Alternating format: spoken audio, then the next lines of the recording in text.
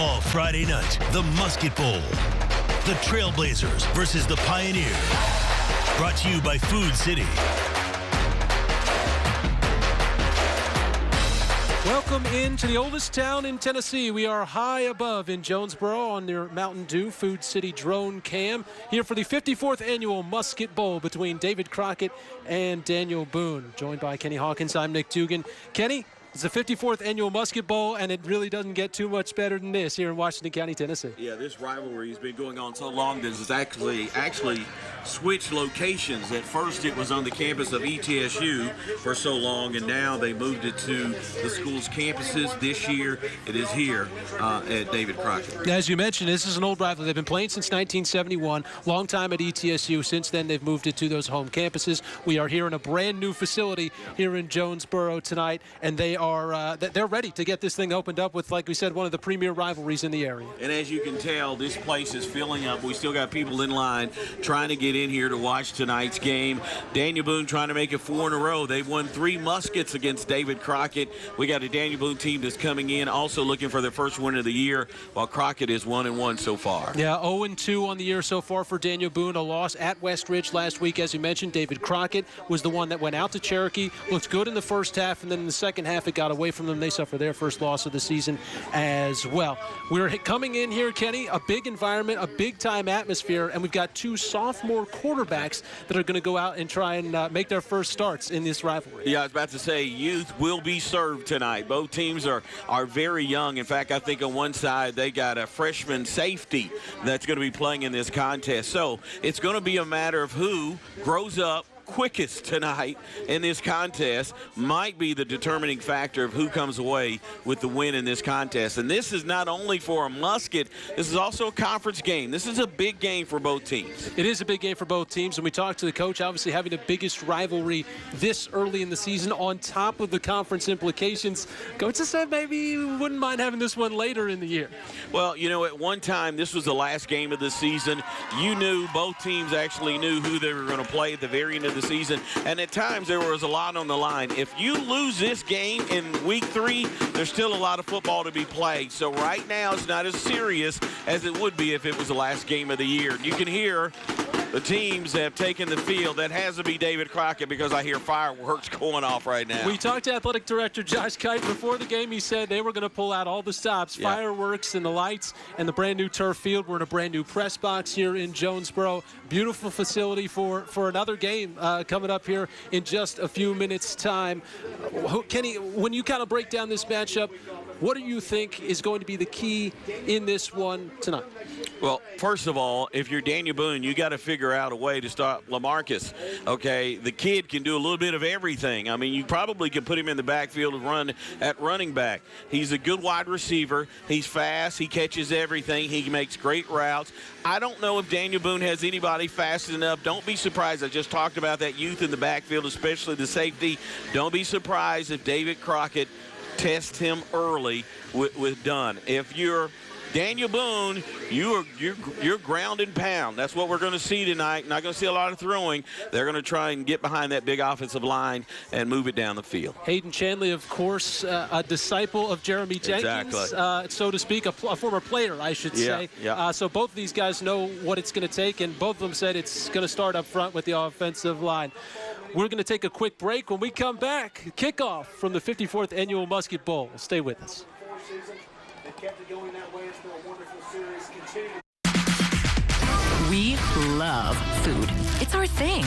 You'll notice it all over the store, like how our certified butchers stamp the time your meat was ground, not just the day. Nobody does food like Food City. This week, save on lean ground chuck, $3.99 a pound for 3 pounds or more. Red, white, or black grapes, $1.69 a pound. Wide awake creamer or coffee, or Food Club chunk or shredded cheese. Buy one, get one free, and more.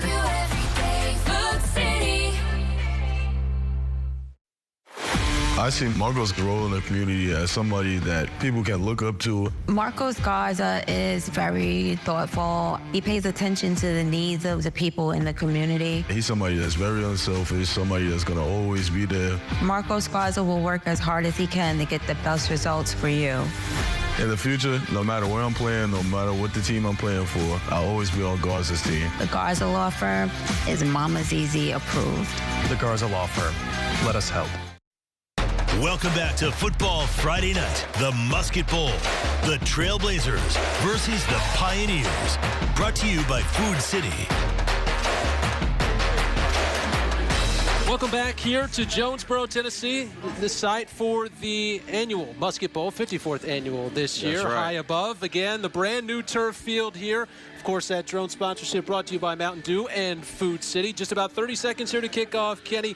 And the sound system, they say there are soundproof windows in here, but that brand new sound system is working just fine to get these fans ready to go. Yeah, but, you know, it's not football if it's soundproof. You know, we've opened the windows. I want to feel. I want to hear the crowd. That's right. I want to smell the popcorn, obviously. You know, so let's get this game started. Let's get it kicked off, and let's go. There we go. We are just about ready here for kickoff. And we are taking a look down there. Teams getting ready. Of course, these are two teams, special teams. They're pretty big kickers. Have been pretty good on both sides. Of course, the history of Daniel Boone is significant. Well, here's a stat that Daniel Boone doesn't like. 3 kick returns against them. I think every time they've kicked off, the opposing team has run it back, and hopefully they have gotten that cleared up tonight. So they're hoping the Pioneers don't run back the opening kick, you know, when it's their time to receive. Yeah, a couple of touchdowns on kickoff returns, as you mentioned, against Westridge last week in a 42-7 loss to the Wolves. Definitely looking to bounce back from that. We are still waiting to see if kickoff is coming, and it is coming. We promise, coming to you shortly here. But Kenny, when you look at the sophomore quarterback, and obviously you played in high school football, played a little quarterback yourself. That's a long time ago. But you've been in the shoes of playing in a big time environment. How important is it to get maybe not too high when you get into a big time environment in a rivalry game like this when you're a young quarterback? Yeah, I think both coaches talked about the fact that, first of all, they got to get their quarterback calmed down because I don't care who you are, you're going to have nerves. I heard Caleb Williams say the Chicago Bears on Hard Knocks about 2 weeks ago, he doesn't get nervous. And then I heard another kid from Kansas City said, I think you're not truthful on that. Everybody at some point gets nervous, right? And these kids are going to be nervous. This is a big game. This is a game that no one that's a senior on this David Crockett team has won. So this is your last shot before you get out of high school. So this is a big game to them. You got to calm your nerves. We might see some mistakes early in the game, maybe a couple of turnovers. They just hope that it doesn't hurt them in the end. We talked to Jeremy Jenkins about 6:15 Sports over on WJHL, and he said that's been a big point of emphasis for them this week. This is a Daniel Boone group that has not lost once, to David Crockett, and they are hoping to keep it that way, make it 4 in a row against their biggest rival. As we are ready to go here at kickoff, David Crockett will be kicking off to Daniel Boone here to start the first half.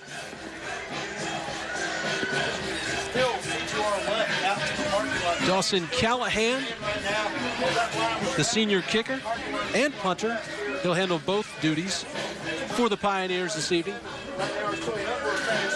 Back deep to return is going to be Riley Burns, the senior for Daniel Boone. And this is a senior, as you just mentioned. He's coming off a concussion, so obviously he didn't play, I guess, in the last game. You got 2 back, so we'll see which one or which side that the Pioneers kick it. We are underway. A short kick, fair catch called for by A.J. Burke. We have a flag down on the first play of this 54th annual Musket Bowl. We'll see what that is. We also have a player that is limping off the field right now for Daniel Boone. That's Colton Farrell. A starting linebacker for the Trailblazers. So we'll wait to see what the call is here. That does not look to be a good situation for Luke Barron, number 44. The one that, that's the one that limped off the field. Hopefully he'll be okay.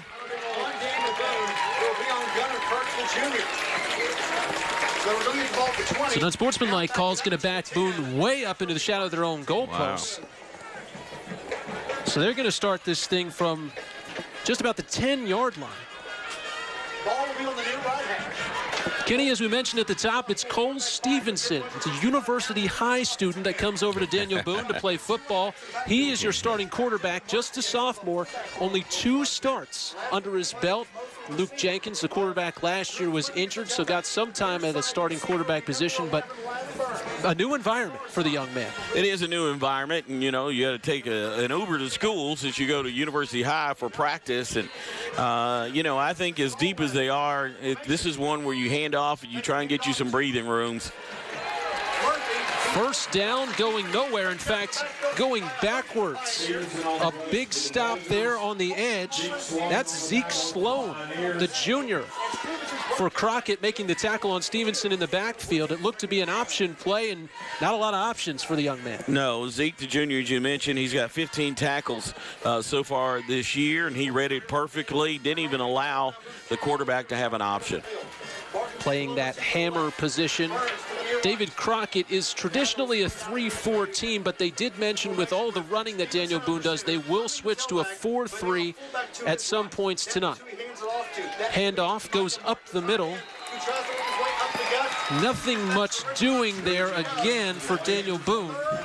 Logan Wheatley, the junior, stopped after a very short gain, if any at all. It's going to bring up 3rd down and 10. That's what you call a swarm of Pioneers right now, not just one guy, gang tackling, and that's what a head coach loves to see. This is a 3rd and long here, 3rd and 10. So the last thing you want to do if you're the Trailblazers is turn the ball over, go ahead and get as much yards as possible, and hopefully get a good kick and allow your defense to get you back in the game. Stevenson back under center with Stevenson is under center. Wheatley in the backfield, a 2-back look, and we've got a timeout already taken by Daniel Boone. That's something you got to talk about. The savings are heating up at Champion Chevrolet, Johnson City and Kingsport. 24 Silverado 1500, $38,995. 24 2500 starting at $49,650. Champion Chevrolet, Kingsport and Johnson City, where we leave you asking, how do they do that? It's time to get outside and play. Whether you're looking for a boat, motorcycle, camper, ATV, or personal watercraft, Eastman Credit Union has a loan to fit your needs. We offer 100% financing options and no payments for 60 days, so you can live your dream today. Hit the road or the waves in style with an RV and power sports loan from ECU. Start your adventure today. Visit ecu.org/play to apply now. Eastman Credit Union. Great selection, discounts up to $11,000 and rates starting at 0.9% at Champion GMC Stone Drive Kingsport. 24 Sierra 1500, $38,175. Over 20 Sierras HDs available. Champion GMC Stone Drive Kingsport, where we leave you asking. Welcome back to Football Friday Night, the Musket Bowl. The Trailblazers versus the Pioneers. Brought to you by Food City. Welcome back. 3rd and 10 for Daniel Boone here on their opening drive of this 54th annual Musket Bowl. Stevenson now in the shotgun. Takes the snap. Rolls to his left, still looking. Just nowhere to go with the football, and he intercepted. Unless, yeah. See what they mark it. It is intercepted. By Marcus Carrier. Someone got a hand on that ball. Looked like it was going out of bounds, but they kept it in. And Marcus Carrier has his 2nd interception of the season. That was one of those plays the quarterback was rolling out, and I really thought he was trying to throw it away, didn't get enough on it, and Marcus Carrier got his feet inbounds to make that INT for the Pioneers, and now they have great field position at the 18-yard line. Or 27-yard line. David Crockett now starting quickly under center's A.J. Wynn, the sophomore quarterback. They're going to quarterback sneak on 1st and 10. Not often you see that, but it's going to be successful. Pick up about 4 yards. To make it 2nd and 6 for the Pioneers, who come out in the all-black uniforms here tonight. Yeah, A.J. Wynn right behind the line. That's where you say our big uglies are tougher than yours right now. And that worked, and they picked up about 4 or 5 yards. That brings up 2nd and medium for Wynn. Zeke Sloan, who had a nice first drive on defense, is next to him on the left in the backfield. from the shotgun. Fake to Sloan. Quick slant across the middle. That's Dawson Callahan, the kicker punter, and Coach Chanley told us that he's a speedy guy and he will get out there in the slot some, and he has the Pioneers a first down. And he's got good hands as well. Good route by him to pick up the catch and also the first down. The Pioneers are moving pretty fast. I mean, especially on that first drive, they're moving pretty fast, hoping to catch the Blazers out of position. Right back up to the line. They're in the shotgun. LaMarcus Dunn, the wide out in the slot. Handoff, though, goes to Sloan over the right side. Breaks the tackle. Heading for the pylon. Did he get there? Touchdown, Pioneers. Good stiff arm that time against Dylan Murphy over the right side, and the rest was all him as he gets into the end zone, just gets over the pylon, and a touchdown just like that. Crockett is leading this contest 6-0. Zeke Sloan, all 1-5A honorable mention last year, and he powers his way into the end zone. His second rushing TD of the year has the Pioneers on top, 6-zip. Callahan, who had a catch on the drive, has come in to kick the extra point. It is up, and it is good. 9:02 left here in the first quarter. The Pioneers with a turnover and a quick touchdown. They lead this Musket Bowl 7-0. We'll be back with more high school football action on the other side of the break. What makes Toyota Kingsport such a special place to buy your new Toyota? Great selection and award-winning customer service. A totally stress-free buying experience. And a service department that's open on Saturdays. New and certified pre-owned Toyotas priced to fit any budget. The fact that we don't charge thousands over MSRP. And we're the only locally owned Toyota dealer for over 40 years. Friends, it's all these things and so much more that makes Toyota Kingsport a great place to buy your next Toyota. Toyota of Kingsport. We're saving you money as a Hill family tradition. At Marathon Quick Stop Markets, it's our goal to make your experience a great one. Quick Stop Markets provide sanitized and clean stores, well-lit parking lots, a friendly staff, and a large selection of products. Thank you for choosing Marathon, an American-owned company. Thank you for choosing Quick Stop Markets, a locally owned company. It is an honor to be a part of your busy day. Stop in at a locally owned Marathon Quick Stop Market today, where we make it easy to run in when you run out. Welcome back to Football Friday Night, the Musket Bowl. The Trailblazers versus the Pioneers. Brought to you by Food City. 3 plays, 28 yards, in a minute and 14 seconds, and they find themselves up 7-0. Kickoff is going to be fielded at about the 20, and falling forward to the 32-yard line is Daniel Boone, returner, and that is where they will start their second drive of the game. And Kenny looking to move the ball a little bit, or at least not give David Crockett such favorable field position here to start this one. No, when you were backed up at the 10, a lot of mistakes could happen there. I was a little surprised that they rolled out and threw the football. In fact, I think that's probably what Coach Jenkins talked about when he made the timeout. But they got a little bit more room right now. Gunnar Kirk and Drew Fleming back there in the backfield for the Trailblazers, and it does go to Fleming. He'll get maybe a yard before he stops. He brings up a 2nd and 9. Fleming's one of those running backs, really versatile, comes in at 5'9", 160 pounds. Doesn't need much of a hole to get through. That time, really no hole by the Pioneer defense, and we got a timeout by the officials. I don't know if there's blood on the uniform or... It looked to me like LaMarcus Dunn didn't have his pads over his knees. Oh. The official's making a point of that early, so he's sent off for a play. Daniel Boone at their own third. Been watching too much NFL. You know, I mean, they don't wear knee pads like they used to back in the day, right? Knee pads in the pro game now. Exactly. Stevenson has 2 backs to his right. The snap was before he was ready, but he's still able to corral it. But he is corralled in the backfield by Sloan. Another play in the backfield. A huge loss, and it's going to be 3rd and quite a ways here for David Crockett. Right now, Zeke is finding a way to get through the offensive line of the Blazers. We talked about him having 15 tackles coming in this game. He's already got 2. And right now, the Blazers are not going in the direction that they want to go in. It's 3rd and 18. This is one of those where you just don't have a play for this, Nick, okay? All right, just pick up some yardage and then turn it over to your kicker. It's 3 wide outs, a tight end, and Fleming is to Stevenson's left. Dropping back straight, screen pass to Fleming. The ball hits the turf after going through number 20's hands, and that's going to bring on the punt team for Daniel Boone. Yeah, Zeke tried to sell it.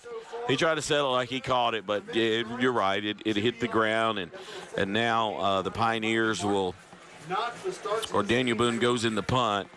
I'm wondering if the Pioneers come after him. Well, you got LaMarcus back there, and we talked about him early in the show. This guy has a lot of speed. Sam Randall, a senior, back to punts. Plenty of time. Boots it away. A couple bounces. Dunn will not pick it up. It takes a favorable Boone bounce down to about the 27-yard line. So that is where David Crockett will take over for its second possession. 7:06 to play in the first quarter. We'll be back with David Crockett's next possession. The ColorTex friendly pros specialize in restoring your home or business quickly after fire, smoke, storm, or water damage with 100% satisfaction guaranteed. When you need the best cleaning and restoration, call ColorTex. We make indoor living healthier. We love food. It's our thing. You'll notice it all over the store, like how our certified butchers stamp the time your meat was ground, not just the day. Nobody does food like Food City. This week, save on lean ground chuck, $3.99 a pound for 3 pounds or more. Red, white, or black grapes, $1.69 a pound. Wide awake creamer or coffee, or Food Club chunk or shredded cheese. Buy one, get one free, and more. Will your money be safe if financial markets experience large losses? Call me, Mark Mears, CLU, to discuss proven methods to prevent losses on your money. Welcome back to Football Friday Night, the Musket Bowl. The Trailblazers versus the Pioneers. Brought to you by Food City. Play in the first quarter, David Crockett with the ball for its second time early on in this game. Kenny, it was quick, 3 plays, 28 yards, and a touchdown in less than a minute and a half last time. They got to go a little bit further this time after the good punt by Sam Randall. Exactly, and they really didn't do anything fancy. They just lined up and kind of took it to the Blazers. The first run clicked off about 3 or 4 plays, and then you give it to one of your running backs who basically did the rest by getting into the end zone.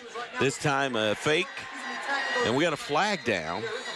A.J. Wynn, the sophomore quarterback for Crockett, was stopped behind the line of scrimmage, but there is a flag on the field. Early indication is it will be holding on the offense. Yep, that's what it was, holding on the offense. So that's going to back the Pioneers up just a little bit. It's a 10-yard penalty. It's a 1st and 20, and now it's the Pioneers who are backed up in the shadow of their own goalpost. That is true, but at 1st and 20, don't try and get it all back. 5 yards. You still got 2 more downs to play with, so I don't see them doing anything dangerous here. Unless they take a shot. At some point, they're going to take a shot at Dunn downfield to test out the inexperience in the backfield for the Blazers. Right now, looks like Dylan Murphy is by himself on Dunn here on the near side. 4 receivers set. Wynn's in the shotgun with Sloan to his left. Wynn looking right. He takes that shot. It's thrown deep, and it's going to be intercepted. Nice. Walker Barton, the sophomore, just settled under it as Wynn floated that one too long. And just like that, Boone is back in business. Well, it is a momentum builder if you're Daniel Boone. Nothing has gone right, especially on offense. So your defense does something to get you right back into the game. That was a pass that was kind of thrown up for grabs. And if you're the Pioneers, that's probably one you would love to have back. Good interception that time by Daniel Boone. It looked like Sloan was running a route, but he didn't think it was going to come to him at all. And the ball just floated a little too long. And Barton settled right under it as the Blazers are going to take over at the 37-yard line, their own 37-yard line, 1st and 10. But Boone will now have it at their own 37-yard line with 6:37 left. 6:38, I think, left in the first quarter. Handoff is to Fleming. He gets about 2 before he's stopped. They'll bring up 2nd down and 8. Fleming's second carry of the game. He's now only got 3 yards. Second carry for him in this contest. Daniel Boone picking up some yardage. I mean, that's been better than the first 2 times they've had the football. It's really been ground and pound in the first 2 games with Fleming. 42 carries for 182 yards and a touchdown coming into this one. Extra man in motion. Handoff is to Fleming over the left. Falling forward close to the 45. We'll call it the 44. And I like what Drew did that time. He got behind his lineman. He waited his turn, then went out to the outside along the sideline, picked up a few more yards, and now they've got a short, manageable 3rd down as they try and get a 1st down. And I think this would be huge for Daniel Boone. Talked to both of these coaches. Talked to Jeremy Jenkins, and he has been trying to win a particular way for a long time, and that is up front on the line.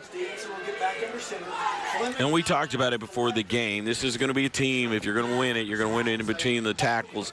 They're not going to put it in the air too much tonight. Toss to Fleming on 3rd and short. He might have gotten back to the line of scrimmage, but that's all.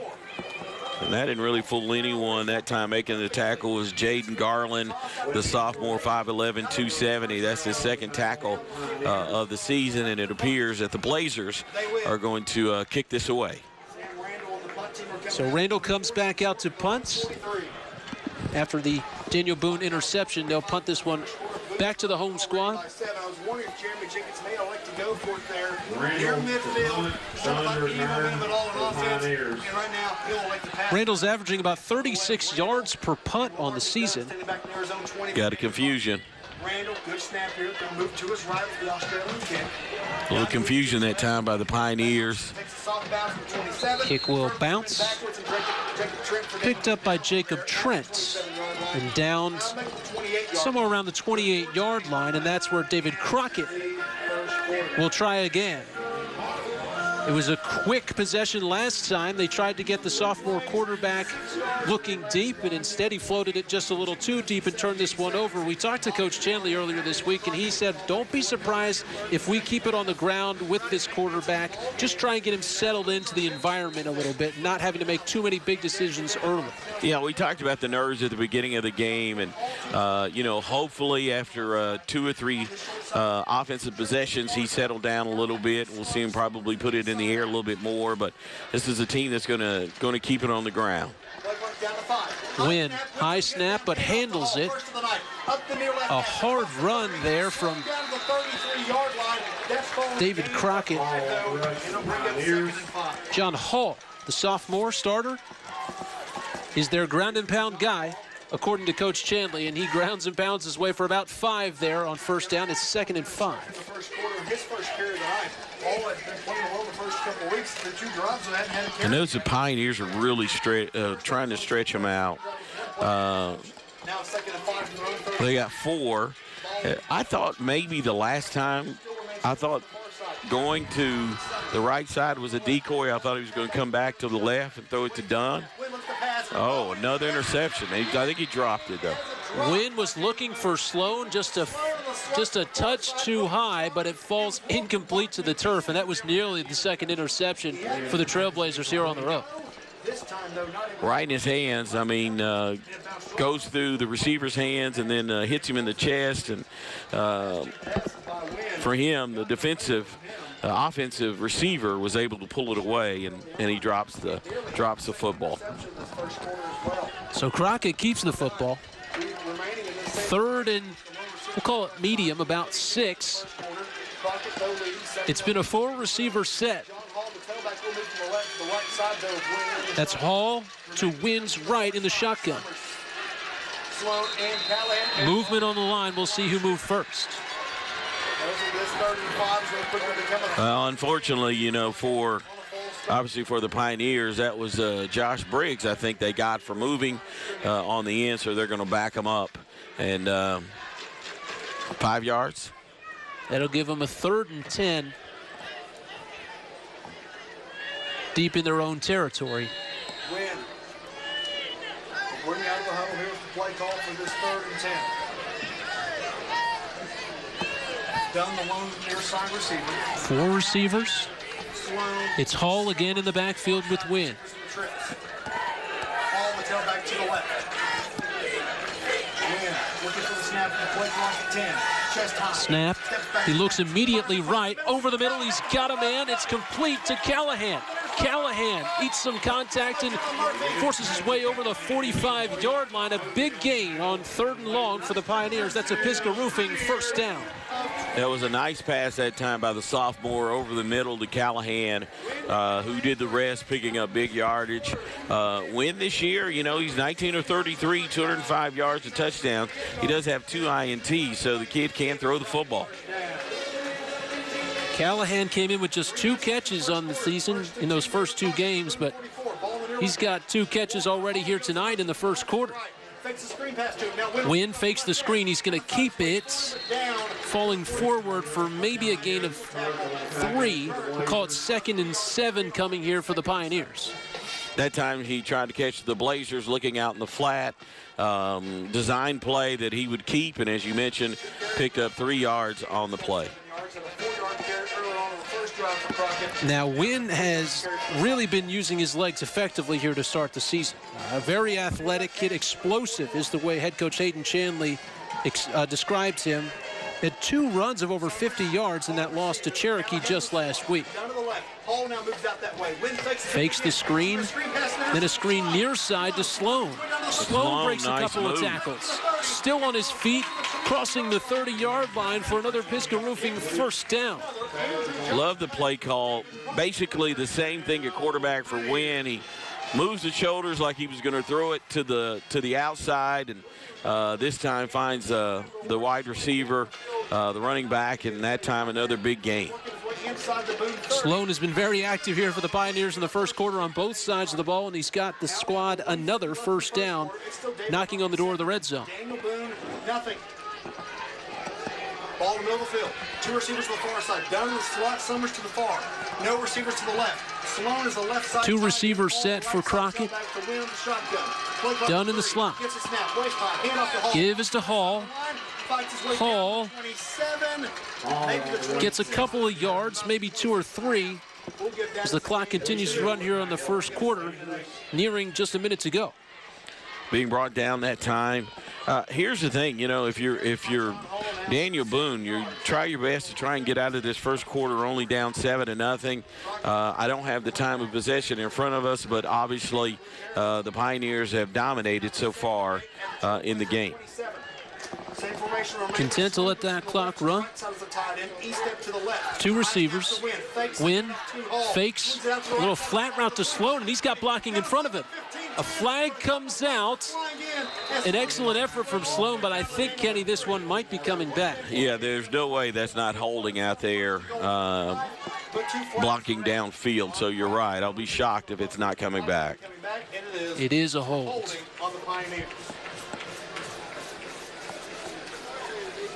Good play, though.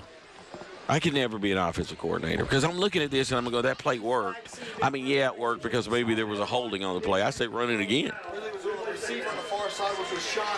Since the interception, they have not asked Wynn to throw it very deep downfield. A lot of getting the ball out of his hands quickly, finding his guys, and really his receivers and running backs have been doing the rest pretty effectively. That hold will make it a 2nd and 9 or so.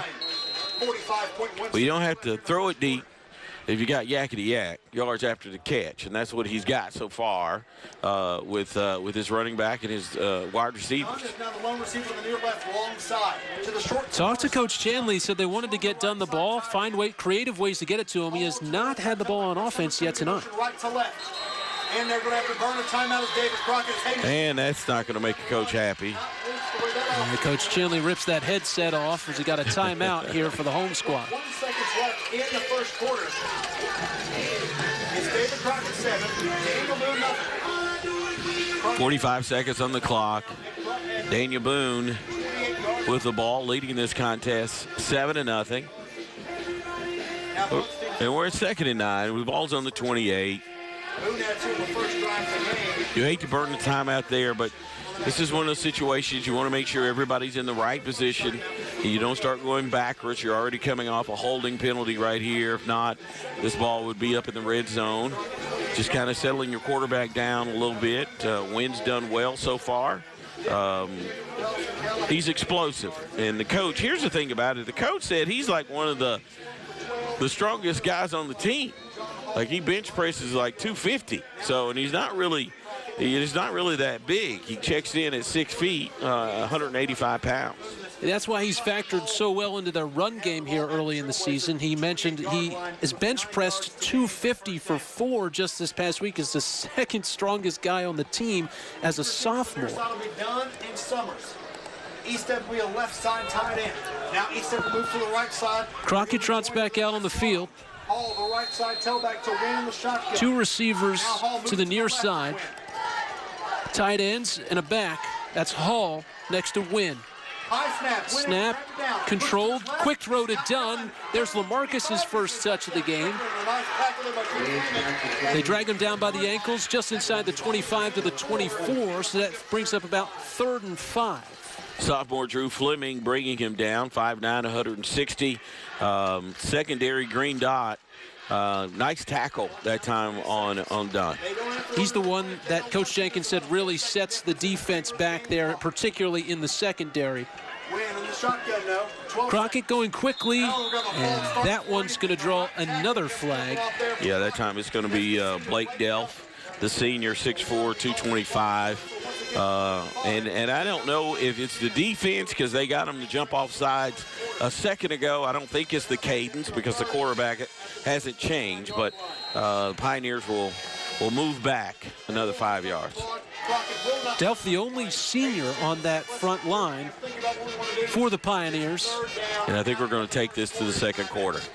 They are going to take this one to the quarter. So we've played one here in Jonesboro. The home team leading 7-0. Back with second quarter action on the other side of the break. Looking for top-notch roofing and restoration services? Look no further than Pisgah Roofing and Restoration. They're your local experts in quality craftsmanship and competitive pricing. From re-roofs to roof repairs, siding, windows, solar energy, and guttering systems. We do it all with a passion for perfection. Serving the Tri-Cities, Pisgah Roofing and Restoration is your trusted and local partner. Contact us at 423-930-9066 for your roofing and restoration needs. Building strong roofs, building stronger communities. Number 1 Wallace Subaru in Johnson City needs your trade and needs it today. Get $3,000 over Kelly Blue Book fair market value towards the purchase of a new Subaru Outback, Legacy, or WRX. Lease the all-new 2025 Subaru Forester only $279 a month, or the 8-passenger Ascent only $359 a month. Plus 0% financing up to 72 months is available now. Tennessee's largest Subaru showroom in the Tri-City's largest Subaru selection. Number 1 Wallace Subaru in Johnson City. Right on the corner, right on the price. Welcome back to Football Friday Night, the Musket Bowl. The Trailblazers versus the Pioneers. Brought to you by Food City. Second quarter action of the 54th Musket Bowl. To set things down to our sideline reporters, Terry Craig has more for us after that first quarter. Hey, Terry. Yeah, out here on the sideline, over on the Crockett sideline. Strong start for the home team. However, I have overheard that they are trying to clean up a few of the penalties that we have seen early in the first half. But obviously, if you coach and adjustments, we'll see be a little bit more aggressive going into the second half. Obviously, we've seen them air it out a little bit more. Crockett moving into opponent territory. So I'm going to send it back up to you, Nick and Kenny. High. Crockett is lucky to be having this ball back in their possession. It was a very high snap, and they had to go back 20-plus yards to recover. Yeah, the quarterback Wynn was able to recover it, and we're almost back at midfield. So right now the Pioneers on 4th down will elect to punt it away to the Blazers. Yeah, that's a tough mistake. You go from maybe kicking a field goal with the senior. Instead, he comes out to punt now. That punt is high. He shanked it to the right. That's going to be a short kick. They're going to be at about the 33-yard line on that kick when the Blazers take over. So from the 33, Daniel Boone have to feel pretty good about the way that drive ends. As like I mentioned, instead of a field goal, at least for David Crockett, no points. They have to punt it away, a short punt, and now the Blazers have decent field position to start this second quarter. Yeah, I mean, field goal at least, but keep in mind, if not for the holding penalty, they would have been within the red zone and possibly pushing this in for a touchdown. So Daniel Boone has to feel fortunate right now. Two backs. Stevenson's going under center. Fakes the dive, and he is swallowed up immediately. Colton Mullins, the strong side linebacker, sophomore, just ripping down Stevenson for a loss on the play. Good tackle that time, getting through the line and then making the single tackle on the quarterback. 3 carries in the books tonight for minus 14 yards. Been a lot of option looks here for Daniel Boone. We'll see if they can lull this defense to sleep and perhaps take a shot, but right now they're going to rely on that offensive line. Two backs. The give is to Fleming. Fleming takes a first hit, and then a swarm comes his way, and he's brought down for another loss. It's a good tackle by Colton Farrell, initially hit back there, and then his teammates came to the rescue. Yeah, 21 tackles so far this year. The senior, 6'2", 205 yards. He was in the backfield before this really even got started. Coach talked about the fact that he has great footwork and hands, and one reason is he's a wrestler. Made it to the quarterfinals in the 175-pound state class. Very good wrestler is Farrell. Was all Region 1 5A last year as well. Stevenson's going to look to keep this one, and he's not going anywhere. That is another loss for the Blazers. Farrell, among others, in the backfield, and they're going to have to punt this ball away here with 9:40 and ticking on the second quarter clock. Once again, the swarm, that time by the Pioneers, and there's just nothing up the middle right now for Daniel Boone, which means you're not really getting a push up front from your center. You know, I think you've got the Pioneers that are exploding through the gaps and getting into the backfield, and that's something that obviously the Blazers are going to have to talk about when they get into halftime. Crockett with a couple of big fellas up there and a couple of seniors as well playing in this last game we talked about. These are some guys that want to have a win in their high school career against one of their biggest rivals. I think this is going to be another timeout. Well, it's a delay of game. They didn't get the timeout. There was a player who did not come out on the field, tried to get out there in time before they snapped it, so it is going to be a delay of game. And I would hate to be him when he has to go back to the sideline. Randall has all kinds of time to punt. Really no rush of any kind. The ball is going to bounce near midfield. Dunn is going to pick it up, a little dangerous. He's tackled at the 35. I've never was a kicker punt returner, obviously. But I've never understood why you stay around the football when it's bouncing, because you never know where it's going to bounce. At that time, it bounced right to him, so he had to grab it or it would have touched him. Dunn did stay near the ball, and it bounced right to him. He really had no choice but to quickly get out of the way or pick it up, and he elected to do the latter, and, well, he got tackled for no gain. Pick this one up at about the 42. Still good field position after the penalty and punt from Daniel Boone. Inside Daniel Boone territory after the interception on the first drive of the game.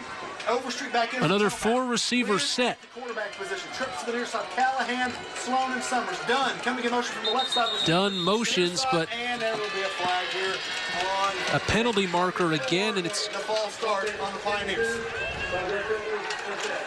It's a false start. It looks like Wynn was frantically trying to get Dunn to come across the formation there, and, well, somebody flinched. So now first and 10 becomes. And that's you can see the coaches here for David Crockett, and frantically. You hate seeing those type of penalties. It was Coach Hayden Chandler who told us one of the things that they had to do is cut down on mistakes. And they thought that's what got them last week in that second half against Cherokee when they came back to win after trailing 17-0. It's a good point. Had some opportunities, just couldn't capitalize. This ball is floated behind Hall, or excuse me, that's Jackson Overstreet. Incomplete and another penalty marker. We'll be bringing up a 2nd and 15 here for Crockett. Looks the flag may be on holding here on David Crockett as they're looking over the Daniel Boone sideline to see what Jeremy Jenkins, head coach of the Trailblazers. He's going to take it. So it'll be another 5 yards. Holding on Crockett, and they will enforce it. So it is a hold. Down again, and they're going to enforce and so that backs up David Crockett even further. 8:37. I think if you're Coach Chandler, one thing you're going into halftime is you're going to say, right now, you've just hurt your own self with mistakes in the first half. 1st and 25 for David Crockett now at their own 22-yard line. The first down marker. It is 1st down and 25 for David Crockett. Down to the left. 3 receivers. Inside give to Hall. Hall's got some space on the left. Nearly gets back all of the penalty yardage on 1st down as he is rumbling his way to about the 34-yard line. A nice pickup there for John Hall, the sophomore. That's right. Dylan Murphy, the junior, 5'8", 140 pounds, takes him down. He has 11 tackles so far this season. The only thing that I would suggest to him is don't hit him high.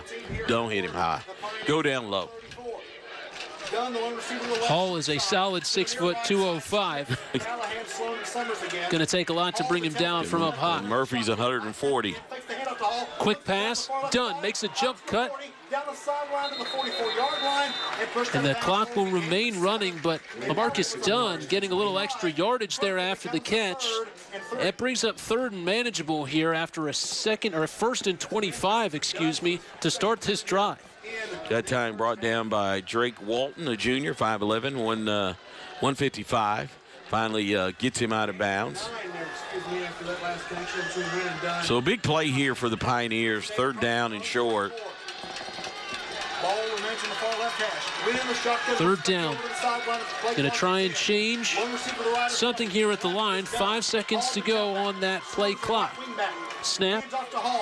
Give is to Hall. Hall breaks a couple of arm tackles, and he's got himself a 1st down over midfield. That's a Pisgah Roofing 1st down.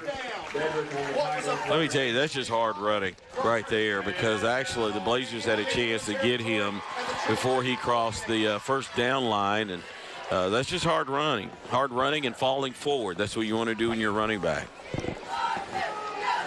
So the Pioneers break into Trailblazer territory here. It's a 1st and 10 for Crockett at the Dana Boone 49-yard line. Down to the slot. Another 1st down. Win in the shotgun. 2 receivers. A tight end. Quick reverse to Dunn.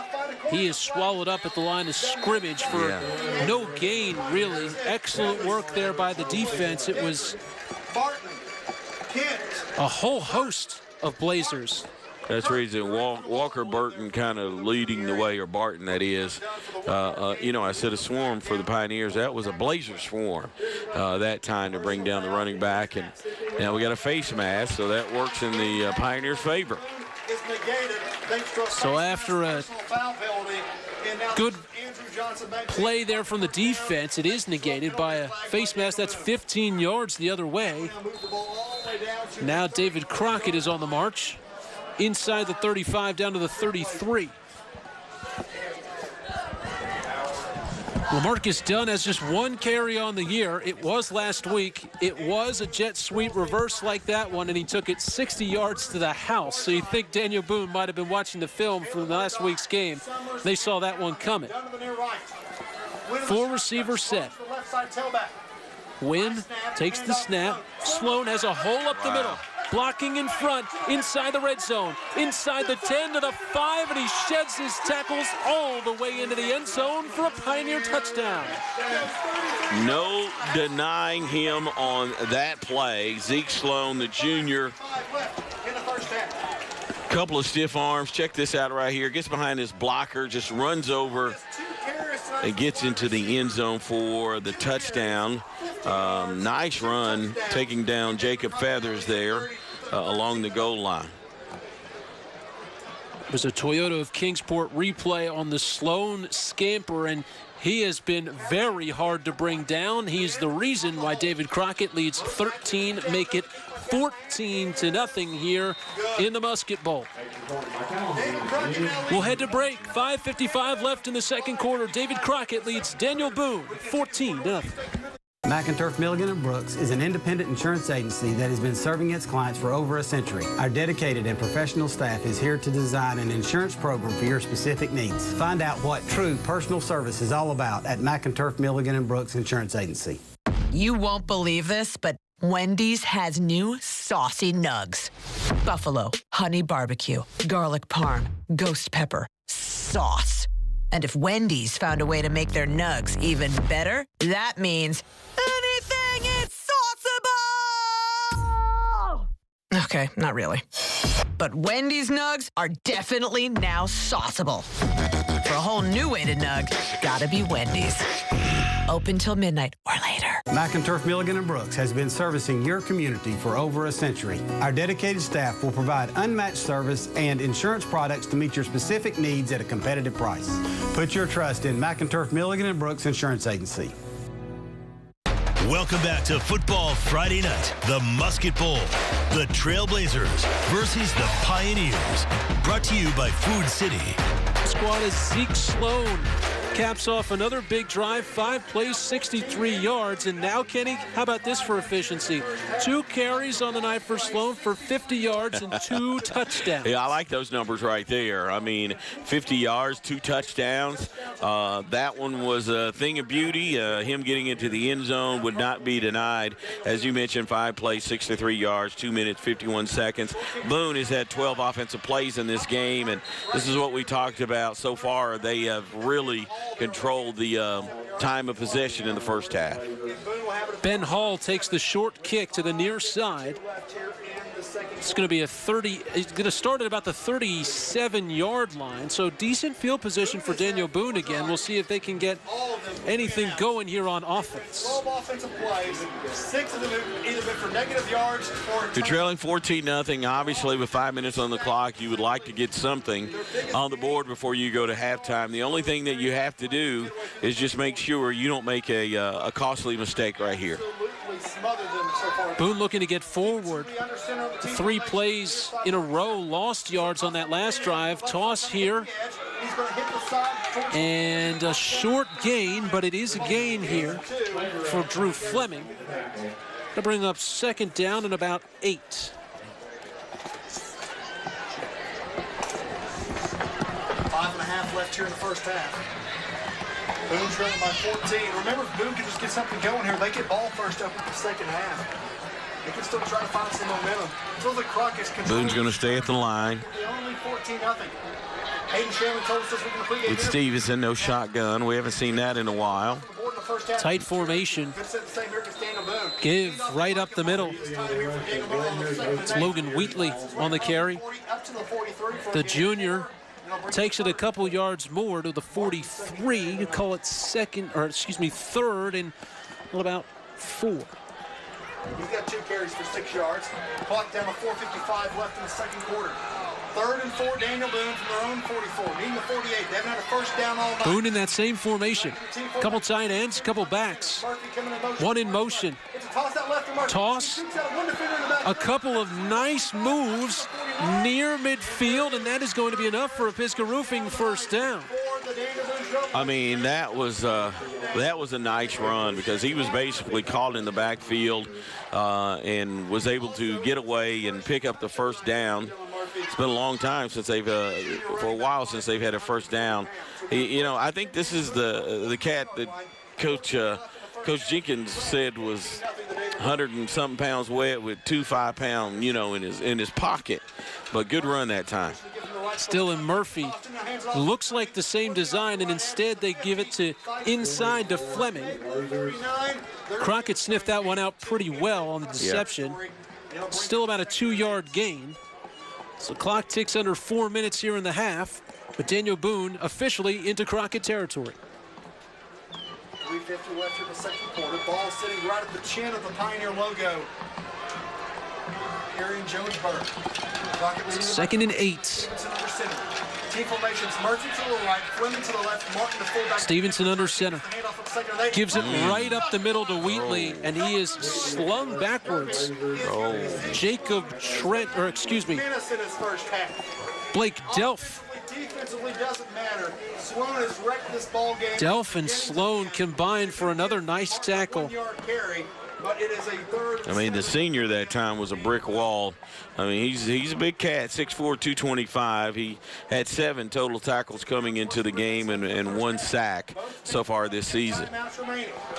Another tackle for loss added to Delph's stat sheet, and now we've got 3rd and long. One receiver is out wide. Stevenson looks that way. It's caught. Where will they give the forward progress?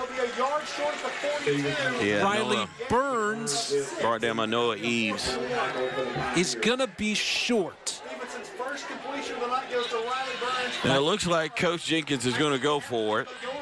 I mean, you are on their side, but this is an offense that has had problems moving the football.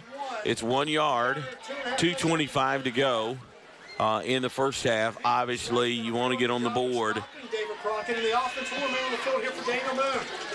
I don't know. Boone's still in the huddle, and we got 5 seconds of the play clock. We'll see if they get this thing off. Play clock at 2. They will not get the snap. Call timeout. I think Coach Jenkins did get that timeout. Yeah. 2:05 left in the second quarter. It's still David Crockett 14, Daniel Boone nothing. Jeremy Jenkins tells So 2:05 left here in the second quarter. We'll head to break. On the other side, can Daniel Boone convert a 4th and short and try and punch one in here before the half? Believe in yourself. Believe in your neighbors. Believe in families and family-owned businesses. First-time fathers and lasting impressions. Believe in firm handshakes and protecting the ones you love. We do, because we believe in you. We're Farm Bureau Insurance, and we don't just believe in Tennessee. We believe in Tennesseans. Farm Bureau Insurance, Tennessee's insurance company. The summer sales event is going on now at the all-new Kia of Johnson City. Drive away in a brand-new Kia Forte LX or a Kia Soul LX for just $299 a month. Come check out the new state-of-the-art facilities, and while you're here, register to win tickets to see Morgan Wallen at Neyland Stadium in September. That's right, Kia of Johnson City is giving away 2 pairs of tickets to see Morgan, and all you have to do is stop by and register today. Come see us today and shop us online at KiaJC.com. Welcome back to Football Friday Night, the Musket Bowl. The Trailblazers versus the Pioneers. Brought to you by Food City. Food City drone cam. Here we go. It's high snap from Fleming. He handles it, but he is planted in the ground. And there was a turnover on downs. David Crockett takes over. Yeah, high snap. I mean, listen, what you want to do is you want to just grab it and come down with it. Tyler Ball comes there and makes the tackle, and that's a lot to be tackled by the junior 6'3", 275. If you're the Blazers, you're hating that because you took a timeout to set up the play, and then you get a high snap, and you turn it over to the Pioneers, who now have the football close to midfield. A lot of nerves flowing through there. Snap just a little high. Fleming did a nice job to handle it. But by the time he got control, he was swarmed by the Pioneers, who have forced a turnover on downs. And now it's David Crockett with a chance to go up 3 scores here before halftime. 2 receivers near side, down in the slot. 2 receivers, a couple of tight ends. Wynn has Overstreet to his right. Overstreet takes the snap. Fakes to Wynn. Now to the flat, and Sloan has got some room, and that is coming back as well. Sloan steps out of bounds, but we've got another holding call here on the edge. Wow. The penalties, and right now the Pioneer coaches are going crazy. Dylan Murphy was pleading for the call, and he's going to get it on the edge. And we got a football player that's down on the edge of the track. Got an injured Crockett player, so we'll step aside quickly. 1:47 left. David Crockett leading the 54th annual Musket Bowl, 14-0. At Citizens Bank, we believe in the communities we serve. With locations throughout the Tri-Cities and Knoxville, Citizens Bank is the trusted partner to work alongside your business and family in accomplishing financial goals.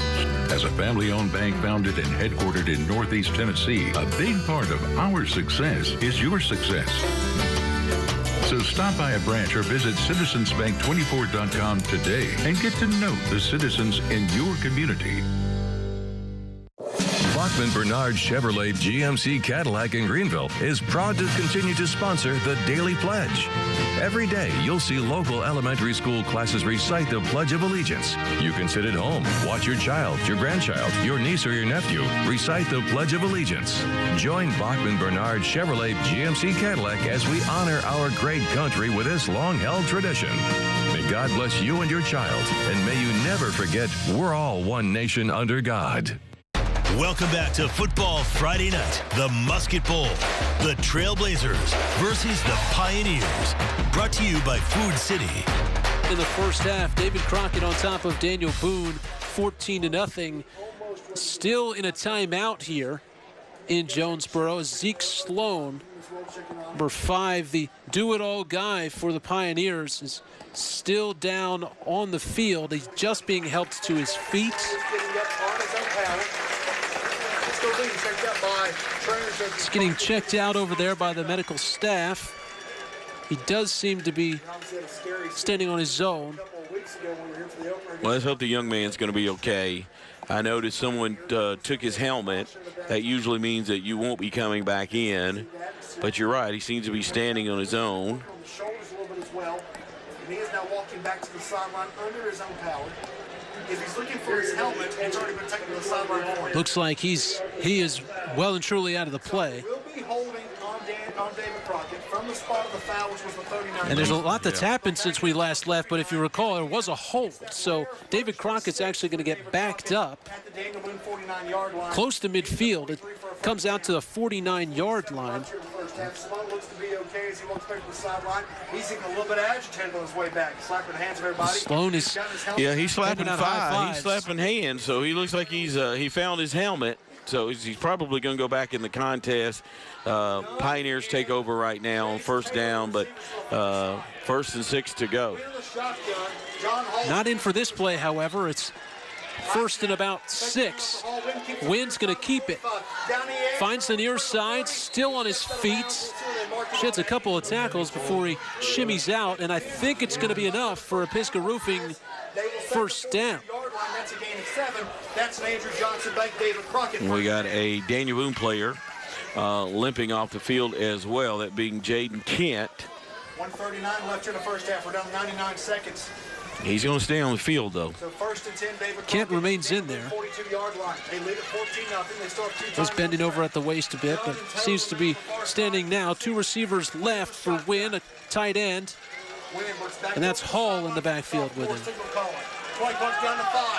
Wynn makes the adjustment. 2, 1, they get it off. They get the snap off, and Wynn's going to run a quarterback power. Down the near side, 35.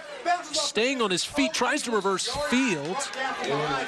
He's actually going to maybe lose a yard or 2 by staying on his feet and trying to reverse that field. I was wondering if it was going to be where he was still moving, but you're right. He ended up losing at least a yard or 2. So that brings up a 2nd down and 6. Ball on the 38. We've got just over a minute left here in this first half. I think they're going downfield, Nick. Just over a minute left. 4 receivers. Wynn looking to the side with 3 receivers, throws to Callahan. He's got himself plenty of green grass. He'll go out of bounds just inside the red zone to the 19. Good throw, good smart throw, and good catch, as you're right. Picks up another first down. Callahan, senior, 6 feet, 150 pounds. He only had 2 receptions coming in for 11 yards, but he's had a good first half for the Pioneers. A speedy guy, and Coach says sometimes they forget about the kicker punter when they throw him out there on offense, but he's had quite a night on the outside. 3 catches so far on the evening for him. 1st and 10 from about the 21. Wynn Snap, quick throw to Dunn. Can he make a cut? No. An excellent tackle out on the edge by Logan Wheatley. Wheatley does not allow Dunn to get out of bounds either, and so they're going to have to take a timeout, Will Crockett, to stop that clock with just over 42 seconds left in the half. Well, obviously, if you are the Pioneers, you would love to go in with a 3-touchdown lead, making it 21-0. But if they have to settle for the 3, I think they will be happy with that. It's been an eventful first half for both teams. Obviously, Daniel Boone having a problem moving the ball offensively, and when they have, they've shot themselves in the foot and had to move back because of penalties. And the same thing can be said really for David Crockett. This game could be completely out of hand if it weren't for some of the penalties they got in the first half. A couple of penalties. Of course, the early interception. Both teams throwing interceptions here in the first half. David Crockett certainly would like to punch this one in. Don't have to worry about the leg of Dawson Callahan, though. He's 2 of 3 on the year. It's a pretty short-footed kicker, but still plenty of time. They've actually put time back on here. They've got 44 seconds even on the clock. Well, they might have to worry about his legs, not just the leg, because he's been catching the football. And, they're going to put it in the air. You don't want to put it on the ground because you'll burn too much time. 3 catches thus far for Callahan. In an empty backfield. Waist high snap. He rolls to his left. Wynn fakes the power over the middle to Zeke Sloan. And that's 3 touchdowns for number 5 back on the field in a big way as David Crockett touchdown, taking the lead further 20-0. Guess who's back? Watch that nice pass over the middle, basically almost untouched by Sloan as he gets into the infield. I think the young man went in a phone booth and changed just a moment ago. Looked like he wasn't going to come back after that injury down there by the track, and he comes back in and scores again, as you mentioned, his 3rd touchdown of the game. Really nice design. I think that power, the fake power, drew the eyes into the backfield, and then a quick flip over the middle to Sloan.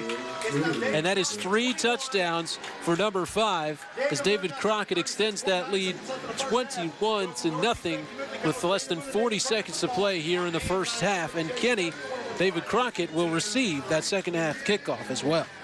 Well, that's the last thing that if you're a Blazer that you want to hear, because right now all the momentum is rolling with this Pioneer offense. I'm still seeing Sloan on the side. He looks like he's ticked off. No wonder he's running hard.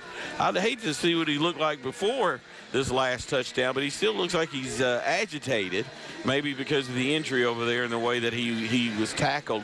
He'll need to bottle that and keep it in the second half, because right now he's rolling. Doesn't have too many carries, but he's got a lot of touchdowns. Probably has almost as many touchdowns as he does carries. 3 touchdowns on the night for Sloan.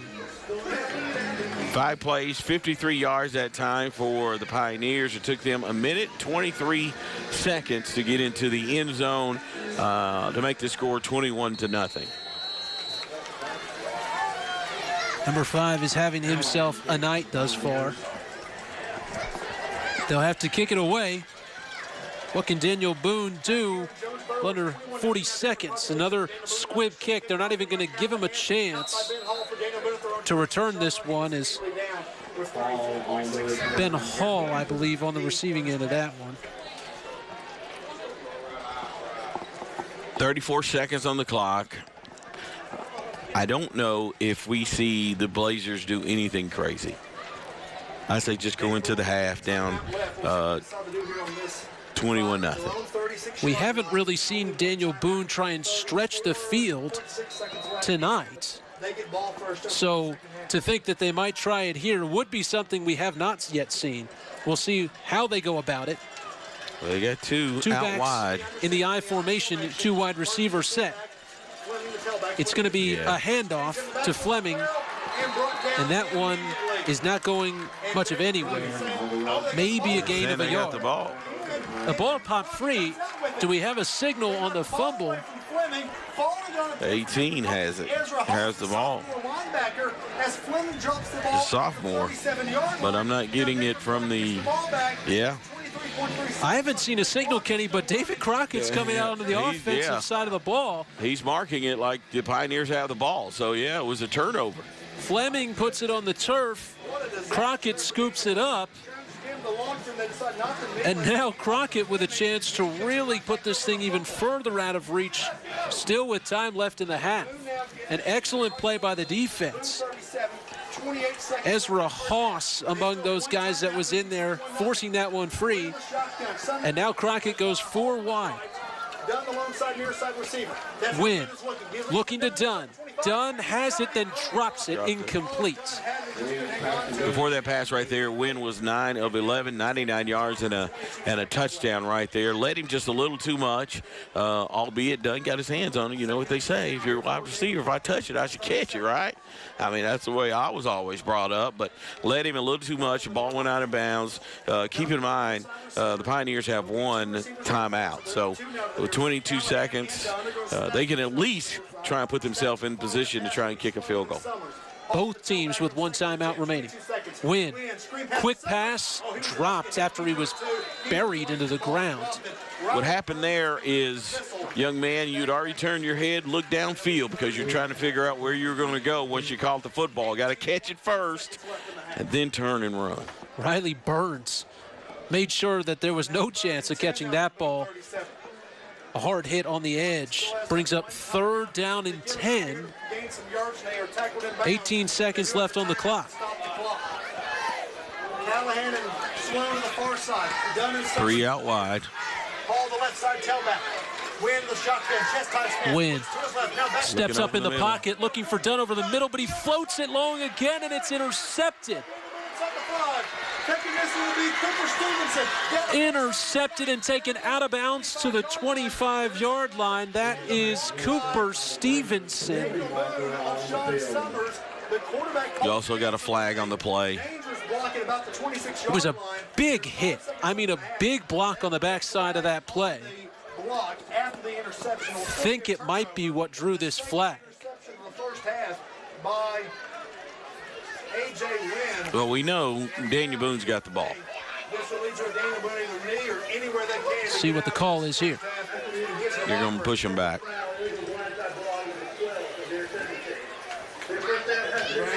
foul was on Jaden Kent, who laid the block there for Daniel Boone. So Jaden Kent with a blindside block, and that's going to back up Daniel Boone. That will back up Boone to their own 13-yard line. Okay, even I can call this play. They get ball first to open up the second half. With 5 seconds to go and down 21-0, you take a knee. Could be a knee coming here. Just 5 seconds and, well, 87 yards to go. It's another attempt downfield. That's twice now, Kenny, where David Crockett is trying to take a shot, and that ball just a little too much air under it. Yeah, he floating it. You're not really putting much touch on it and hoping that his wide receiver would go up and win the battle for the football. And so they take a knee, and that will take us to halftime. David Crockett leading 21-0. They will also receive that second half kick. Really a story of turnovers on both sides here to end this half, as the teams look like Crockett could have pulled away maybe a little bit further. Boone maybe trying to creep back in, and just a couple of young quarterbacks in a big-time environment. That's right. Let's go down the field with Terry Craig, who has the first half coach, Hayden Chanley. Terry? Up 21 in the Musket Bowl. What worked well for you guys in that first half? Well, defense. It all starts with the defense, man. We've been playing lights out, but that's only 24 minutes. You know, it's only half over, so we've got to come out and set a tone again in the second half. All right, 20-minute halftime. What's going to be your message to your guys in the locker room? Well, we had a similar lead last week, and we gave it up, and anything can happen. So we got to come out like it's 0-0. First drive of the second half is important. If we can go put more points on the board, that'll go a long way for a victory. All right, Coach, thank you. Thank you. Yep. Crockett feeling good going into the second half, up 21-0 against rival Daniel Boone. All right, Terry, thanks so much. Sure, Coach wanted to punch that one in there at the end. Probably wants that one back. Yeah, but he's happy. He's 21-0. And as you said just a minute ago, kind of a sloppy first half. We'll talk about it a little bit later. But his team goes in on top 21-0. David Crockett leads 21-0 here at the 54th Annual Musket Bowl. We'll take a break. When we come back, plenty of halftime festivities lined up for you. Stay with us. It's the biggest furniture sale of the season. At the Cannon's Labor Day sale, it's the only place where you get the sale price, plus we give you double the sales tax discount, plus free financing. It doesn't get better than that. Now through Monday at Cannon's Fine Home Furnishings in Elizabethton. We love food. It's our thing. You'll notice it all over the store, like how our certified butchers stamp the time your meat was ground, not just the day. Nobody does food like Food City. This week, save on lean ground chuck, $3.99 a pound for 3 pounds or more. Red, white, or black grapes, $1.69 a pound. Wide awake creamer or coffee, or food club chunk or shredded cheese. Buy one, get one free, and more. At Preferred Choice Homes, we're making home ownership a reality. As a locally owned independent dealer, Preferred Choice Homes puts you first. Whether you're looking for a double wide or single wide, visit our experts in Johnson City or Morristown. Choose from top brands like Fleetwood, Champion, and Clayton, with hundreds of floor plans to fit your needs. With available land and financing options, we'll help you find the perfect home to fit your budget. Visit Preferred Choice Homes today and start your journey to home ownership. I'm Dr. Greg Stewart at Watauga Orthopedics. We're counting on you, counting on us. Expert orthopedic care is available at our 3 easy-to-access walk-in clinics, in the operating room after an injury, and on the sidelines during the big game. Plus, we've partnered with the Hurt mobile app to provide fast and free orthopedic advice that's always available, even when we're not. Scan the QR code on your screen, download the app to your mobile device, submit your injury, and receive guidance from the injury experts within minutes. When you need orthopedic care, count on the experts at Watauga Orthopedics. At Dempsey's Jewelers, there's one thing we pride ourselves in more than our jewelry, and that's our people. As you make lifelong memories, we make lasting friendships. It's our honor to help, and we're here anytime you need us. When you think jewelry, think Dempsey's Jewelers. At Dirty Duct Cleaning, our passion is to improve the air quality of your home or business. Those with allergies, asthma, sleep apnea, pet owners, and more will benefit from our services, featuring the highest powered suction hypervac in the industry. Our dryer vent cleaning can help prevent dryer fires and improve dryer efficiency. Dirty Duct Cleaning is family owned and operated, serving the whole Tri-Cities area.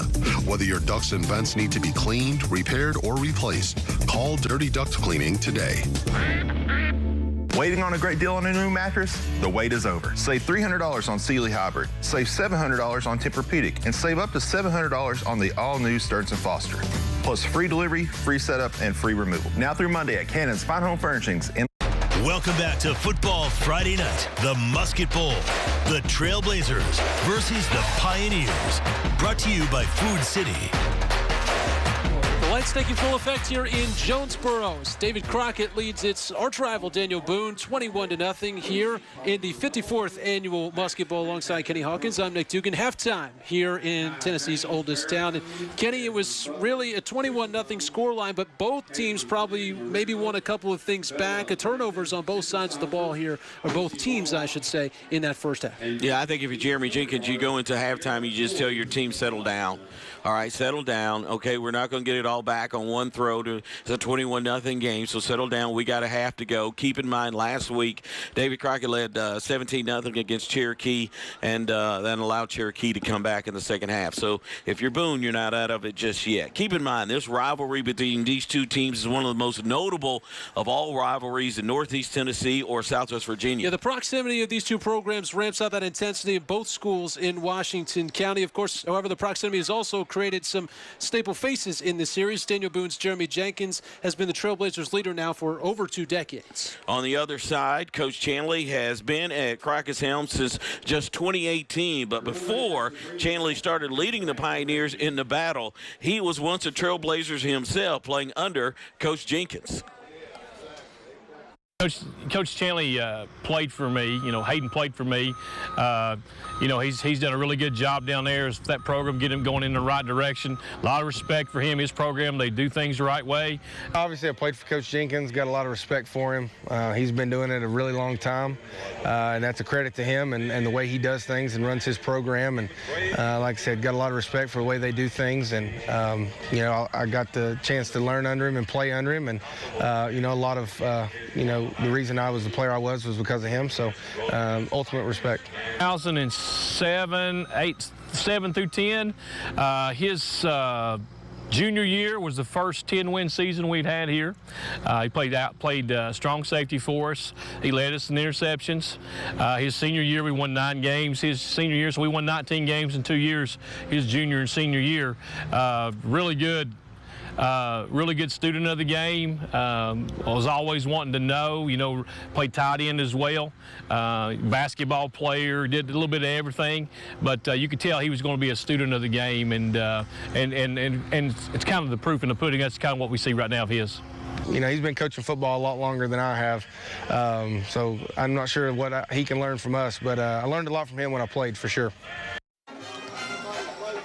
Well, Kenny, we talked to the coaches earlier this week, and you kept asking them, is it like looking in the mirror? 2 guys that have learned a lot from each other. Shanley, definitely from the coach, from his former coach at Daniel Boone.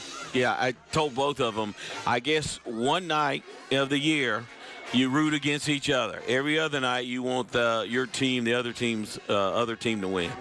That's absolutely right. We're going to take a quick break. On the other side, Kenny is cooking up something good. Man, let me tell you something.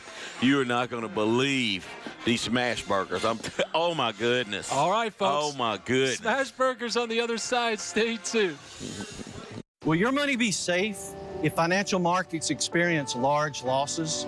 Call me, Mark Mears, CLU, to discuss proven methods to prevent losses on your money. SOFA patients with uncontrolled diabetes receive a team approach. Our physicians partner with SOFA clinical pharmacists to prescribe best medications. In-clinic social workers assist patients to decrease medication costs. Other team members include dietitians for nutrition and nurse case managers for calls in between appointments. Surrounding SOFA patients with a team of professionals is one of the ways we go above and beyond. Here at Kerwin's Volunteer Motors, we've managed to keep our prices below retail. We have 2 great locations on the Volunteer Parkway, just north of the Bristol Motor Speedway. We specialize in pre-owned 4-wheel drive trucks and SUVs. Don't forget about our great selection of Bentelli e-bikes. We also now carry a huge selection of Bentelli street-legal golf carts. So come see me in Harbor for a great deal on your next 4-wheel drive truck. Get a real deal. For 95 years, Dillow Taylor Funeral Home has been family-owned, and it has been a privilege to serve the families of Jonesboro and the Washington County area. Our family is committed to continuing the traditions and the customs of the funeral service that you deserve and have come to expect from our firm. Our facility offers a home-like atmosphere, and our staff, all members of this community, strive to provide the best service. Bill & Taylor has earned your trust for 95 years and will continue to earn that trust for the years to come. O'Sullivan hits the icebox with a hard right hook. And O'Sullivan wins it already. They both brought the heat, but O'Sullivan cooled his opponent down. Bill's Heating and Air, we knock out the competition. Welcome to our halftime Food City Tailgating Food with Chef T again. This is like one of my favorite segments when we do a game. Today, we're going to do a smash burger. That's right. We're going to do a smash burger, but we're going to do an onion and poblano smash burger. So a little fancy for me. If it's green for me, it's probably going to be spicy. Yeah. So today we got poblanos, not jalapenos. Yeah. But all we did was we pour a little bit of oil on our grill. We threw onions and poblanos. We started softening them up. Okay. So now you take the ground beef. Burgers. What's the percentage on those? These are all 80-20. 80-20. I have to use 80-20. I know some people say lean is better, but I mean, you need a little bit of fat for flavor. So you're going to press those down? Yep. I got a spot for each one of these. I have my spatula, and we're literally just going to smash them right into those poblanos and onions. And you want kind of the vegetables, the onions, and all that to kind of go into the burger, right? Absolutely. The more that they stick into that burger, the more flavor you're going to get on that. Now, I did season those onions and peppers a little bit with salt and pepper. I'm going to do the same thing here in a second with the burgers once I get them all smashed.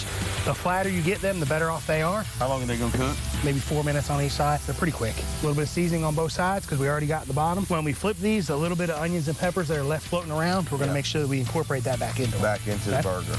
Now, the question somebody's going to say is, why didn't you mix those in with the hamburger meat and then put it all in one? I'm just curious. You would have to cook them first and then cool them down and then add them to the meat. Oh, okay. Now, what do we have here? This is actually called halloumi or grilling cheese. Halloumi? Halloumi, yeah. And it's actually a cheese that's meant to be grilled. So we're just going to take it. We can't do French fries on a flat top. But we're going to take this cheese, and with any luck, it's going to get golden brown on the outside. This is going to be like mozzarella sticks or something? Perfectly gooey in the center without having the breading or the bread. Wow, I have never had that. And that's just in the cheese section. Okay, I guess since I can't say it, I've never seen it over there. So we'll give these a few minutes real quick. We'll flip them and get them made up. All right, we're back with our burgers. We have the cheese melted on them. We have our fried egg done. We have our halloumi ready. So now we're just going to build it. I have a feeling you're up for a double stack. And then actually going to top it with a nice runny egg. Oh, I already like it. It's already running. And then we have our grilled halloumi as a side item. Just both on mine, it doesn't melt. It doesn't melt, but wait till you bite into it. It'll be completely soft. All right, let's see if I can squish this. It's going to make a mess, but I think we'll be all right. Here you go. This is what it looks like. Grab it from the bottom. There you see it inside. You see the gooiness from the egg. Now the real test.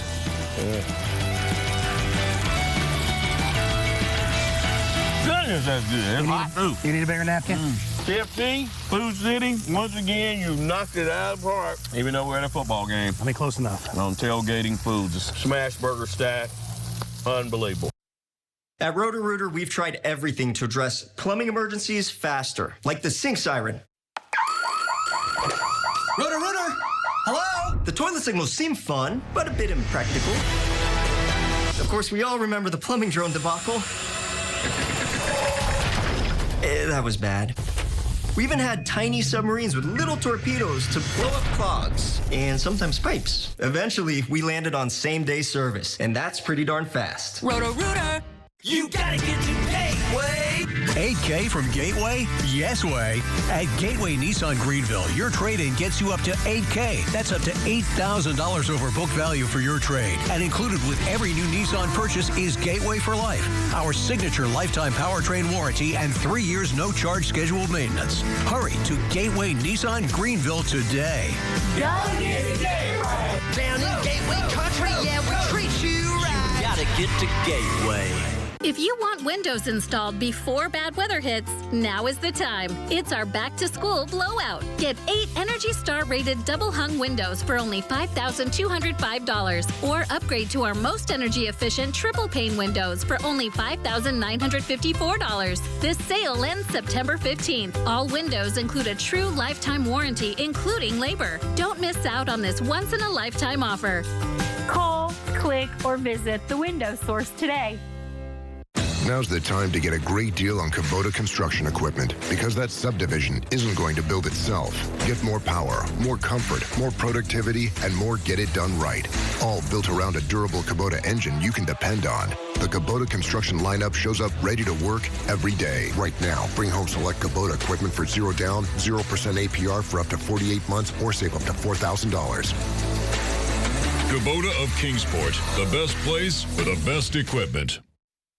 Welcome back to Football Friday Night, the Musket Bowl. The Trailblazers versus the Pioneers. Brought to you by Food City. Welcome back to the 54th Annual Musket Bowl. Pioneers lead at home here over their rivals, Daniel Boone Trailblazers, 21-0. Thank you all for joining us. Kenny Hawkins, Nick Dugan taking you through this one tonight. Kenny, this rivalry goes back over 5 decades. 1971, the first time they played. I think we can call this thing storied, right? Yeah, it is storied, and any good story needs great characters, and one great character in the Musket Bowl's history is Austin Lewis. Now, Lewis left his mark on football in Northeast Tennessee, playing defensive line for the Pioneers for 4 years from 2014 to 2018. Lewis then took his talents to Liberty University in Virginia, where he played 2 seasons. Then in 2021, he took his talents to ETSU to play for a season with the Blue and Gold. Yep, he finished his career down at UT Knoxville playing for the Vols. Now, just before kickoff this evening, I should say, David Crockett honored Lewis's time in Jonesboro by retiring his number 45 jersey. It was really cool. I know you got to speak with him as well leading up to the game. Just a really nice guy, and deserving and very humble in the way that he was talking about how the community has really helped shape who he is. Yeah, actually, he is currently working in strength and conditioning at Baylor University. In fact, he flies out early in the morning. I think they're taking on Utah or UTEP in the morning tomorrow. Yep. So he'll be at that contest. But what a kid, what a player, what a person he's been throughout his career. And obviously, we wish him the best. Only 2 players have had their jerseys retired here, David Crockett. The other one was Patrick Good. Obviously, Pat Good, who played for ETSU at one time. And then tonight, Austin Lewis. Yeah, a really big moment. As obviously a guy who stuck around here a lot, too. Played a couple seasons at ETSU, played a season at ETSU, played a couple at UT, and really had an excellent finish to his career down there at UT Knoxville, and just talked about how so many people in this community have supported him and made him who he is. And he said not just the people at David Crockett, but Jeremy Jenkins, Sean Witten at Elizabeth, and Stacey Carter at Science Hill. He named a lot of guys. He was kind of going through everybody. He was going through a lot of guys that have really been invested in his success, and love to see him do well. Exactly. And one of the things he wants to do, the end, is get back to the University of Tennessee where he played. Let's get back down to the field. Terry Craig as the coach of the Daniel Boone Trailblazers, Jeremy Jenkins. Terry? Second quarter, Seymour 22, All right, Coach Jenkins, what kind of adjustments are you planning on making going into the second half of this ball game? Well, like we said before the game, turnovers. We give them a short field with an interception. We have 2 fumbles, and we have a snap over our head. We've been our own worst enemy on offense, kind of spinning our wheels. Defensively, they've earned 1 drive. They had a short field, and then we got them down there on the penalty. So we're doing okay there, a little bit better. We've created some turnovers. Just offensively, we've got to be consistent and get first downs. Big drive right here. Got to get a stop, get the ball back, get a score, and get back in it. All right. What was your message to your team during this halftime period? Just got to get out of our own way. Be physical. We got to find something though we can hang our hat on offensively. Right now, we don't have anything. Right now, we can say we can hang our hat on offensively running or passing. And we got to get something. It's going to be what it is in the first half. So we got to find something in the second half. All right, Coach. Thank you. Thank you. Boone looking to be physical here in this second half, but a big hill to climb down 21-0 to rival David Crockett. All right, Terry, thank you so much. Jeremy Jenkins saying there, Kenny, like you said, they need something to hang their hat on. We look down at the numbers. The number is 4, as in 4 total yards for the Trailblazers in the first half of this game. That's unbelievable. 4 yards for the Blazers, 179 yards for David Crockett. Now, here's the thing that blows my mind is Crockett has had possession of the football for 11 minutes. The Blazers have had it over 12 minutes. But instead, it's Crockett getting it done right now, 21-0 here as halftime continues. You're looking live again in the skies, our Mountain Dew and Food City drone cam as we take you to break. When we come back, second half, closer here at the 54th Annual Musket Bowl. The savings are heating up at Champion Chevrolet, Johnson City and Kingsport. 24 Tracks, $21,495. 24 Trailblazer, $22,720. 24 Equinox, $4,000 off MSRP. Champion Chevrolet, Kingsport and Johnson City, where we leave you asking, how do they do that? At Preferred Choice Homes, we're making home ownership a reality. As a locally owned independent dealer, Preferred Choice Homes puts you first. Whether you're looking for a double wide or single wide, visit our experts in Johnson City or Morristown. Choose from top brands like Fleetwood, Champion, and Clayton with hundreds of floor plans to fit your needs. With available land and financing options, we'll help you find the perfect home to fit your budget. Visit Preferred Choice Homes today and start your journey to home ownership. We love food. It's our thing. You'll notice it all over the store, like how our certified butchers stamp the time your meat was ground, not just the day. Nobody does food like Food City. This week, save on lean ground chuck, $3.99 a pound for 3 pounds or more. Red, white, or black grapes, $1.69 a pound. Wide awake creamer or coffee, or Food Club chunk or shredded cheese, buy one get one free, and more. Food City. Welcome to Valley Forge Wholesale, where we have something for everyone. We have top brand name closeouts, overstocks, and liquidations below wholesale prices. Everything from toys to beauty supplies. You have to see it to believe it. Shop us often so you don't miss out. If you see it today, you better grab it because it may not be here tomorrow. New items are delivered daily, so make sure you check us out weekly to see what's new. No more merchandise at Wholesale Prices. Chemistry Pop Store and Save on your seal. Great selection, discounts up to $11,000 and rates starting at 0.9% at Champion GMC Stone Drive Kingsport. 24 Canyon, $37,635. 24 Hummers, EVs in stock. Champion GMC Stone Drive Kingsport, where we leave you asking, how do they do that? Welcome back to Football Friday Night, the Musket Bowl. The Trailblazers versus the Pioneers. Brought to you by Food City. Tom Kenny, 21-0 for the home squad in that first half. We mentioned the discrepancy in yards, but Crockett really just taking it to Daniel Boone. And Daniel Boone right now, as Coach Jenkins said, nothing to hang their hat on, particularly on the offensive side. Yeah, really the big number that jumps out at you is Sloan. Not only did he have 2 carries for over 50 yards and 2 touchdowns, he also got injured and then came back into the contest after missing 1 play. The quarterback win has gone 9 for 14, 99 yards. Here's the thing, he's got 2 interceptions, 5 carries, 4 yards. That's the one thing that Coach Hayden Chanley is going to talk about in halftime is stop turning the ball over. I mean, as you heard Jeremy Jenkins say just a minute ago, basically they are shooting themselves in the foot here, by turning the ball over and also with so many penalties. As far as receivers, Dunn 4 for 20. You got Sloan 2 for 27, and then also 3 for 52. Sloan 77 yards and 3 touchdowns. That just in the first half. It's been an efficient day for number 5, and as you mentioned, looked like he was going to be hurt, came back in and went right back out there and scored a touchdown. We're going to send things down to the field with Terry Craig. He's got one more check-in with us before we start the second half. Terry? Yeah, of course, we got a good game here. David Crockett hosting Daniel Boone. Obviously, the Crockett fans enjoying this game. Home team up 21-0. Obviously, we spoke during halftime to Daniel Boone's head coach, Coach Jenkins. Obviously, team wants to come out and be a little bit more physical. Obviously, a big uphill climb for these guys, down 21-0 in a big rivalry game. However, on the Crockett side of things, they really just want to continue what they were doing in the first half. However, I did talk to Coach. Coach said did want to cut down on a few of those mistakes. Saw several penalty flags out there, a lot of laundry out there, but obviously we are in for a good second half. I mean, we'll see if Daniel Boone can make the comeback or if Crockett will continue this domination of Boone tonight. Going to send it back to you, Kenny and Nick in the studio. All right, Terry, thank you so much. Kenny, starting the second half here. David Crockett is going to get the ball to start this thing here in the second half.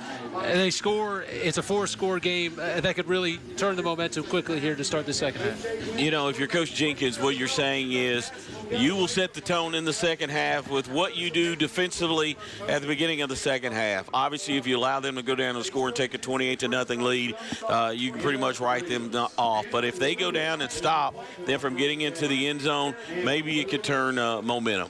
It's been a couple of big plays, really, right? I mean, Daniel Boone has been able to force some turnovers from the Pioneers, but a couple of those big plays. Sloan has 3 touchdowns on 3 touches. I mean, it's a pretty remarkable number that he's putting up. But outside of that, really, Daniel Boone holding in the middle portions of that field is just those plays at the end of the drive that they've been giving up, and it's got them in a 21-0 hole. Daniel Boone has to figure out a way to throw the football because there's nothing is working on either side. So as we get ready to go back to the second half. Second half just about ready to get underway. As Kenny mentioned, it's David Crockett to receive. LaMarcus Dunn is back there deep. Zeke Sloan standing nearby as well. Continue here for Daniel Boone. He's not been able to cover a kickoff yet this season. Important first drive here for Daniel Boone, I think. I think that you need to make a stand. You need to show that right off the bat. An onside kick, and it looks like they might have a chance to recover it. It bounced off a Crockett player up at the front line. But number 1 coming in. The guys in black able to pounce on it. Excellent work there from Chance Taylor. Wow. Look, they had an opportunity. There's 4 jerseys around it, and they could not come up with it. And the Pioneers right there. Listen, I mean, if you're Coach Jenkins, you rolling the dice, right? I mean, you're down 21-0. I mean, you got to try everything to try and get back in this game. Right through the hands of David Rasnick, but the Trailblazers not able to come up with it. So David Crockett avoids a a big momentum shift there to start, and they will have the ball near midfield, 1st and 10. Handoff is to Hall. Hall finds a hole. He is out past the marker to the 40-yard line. That is a Pisgah Roofing first down. Big hole that time over the left side. Finally brought down as he picks up another first down. So Hall had 4 for 26 yards, 4 carries, 26 yards that is, in the first half. He gets about 12 there on his first run of the second half. They lead it 21-0 to Crockett. 4 receivers set. This has been the shotgun set that they've run most of the night. Dunn is in motion. Snap is high. Quick throw to Dunn. Breaks a first tackle. He's inside the 30 to the 25-20. Carrying defenders. A big gain from one of their big playmakers has them inside the red zone for another Pisgah Roofing first down. You know, one of the things that Coach Jenkins talked about this past week is this team needs to tackle better. And we didn't see that in the first half. That's the reason why Sloan kind of ran crazy for over 70 yards and 2 or 3 touchdowns. And just right there was the same situation.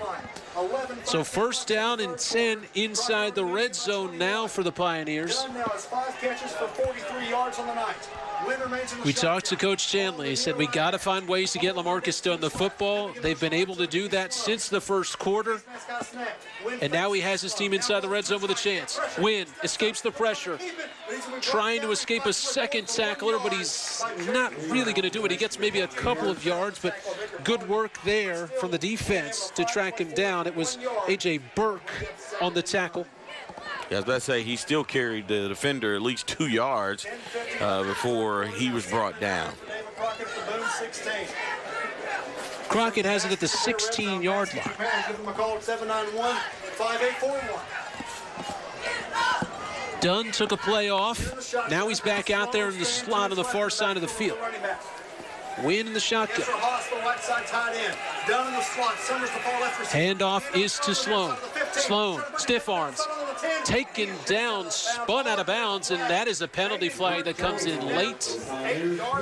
You wonder if someone got a hold of a face mask down there. Well, it didn't look like they got the face mask, but they did tackle him high around the neck area, and that's when the flag came out. But maybe he did. Oh, maybe he did get the face mask. So that's half the distance to the goal for Sloan, who is really proving to be just a load that Daniel Boone has no answers for right now, inside or outside. No, they don't. First of all, first contact doesn't come until 5 yards off the line of scrimmage. By that time, he's already got up a full head of steam, and it's just hard to stop him at that point. Power formation, a couple of tight ends.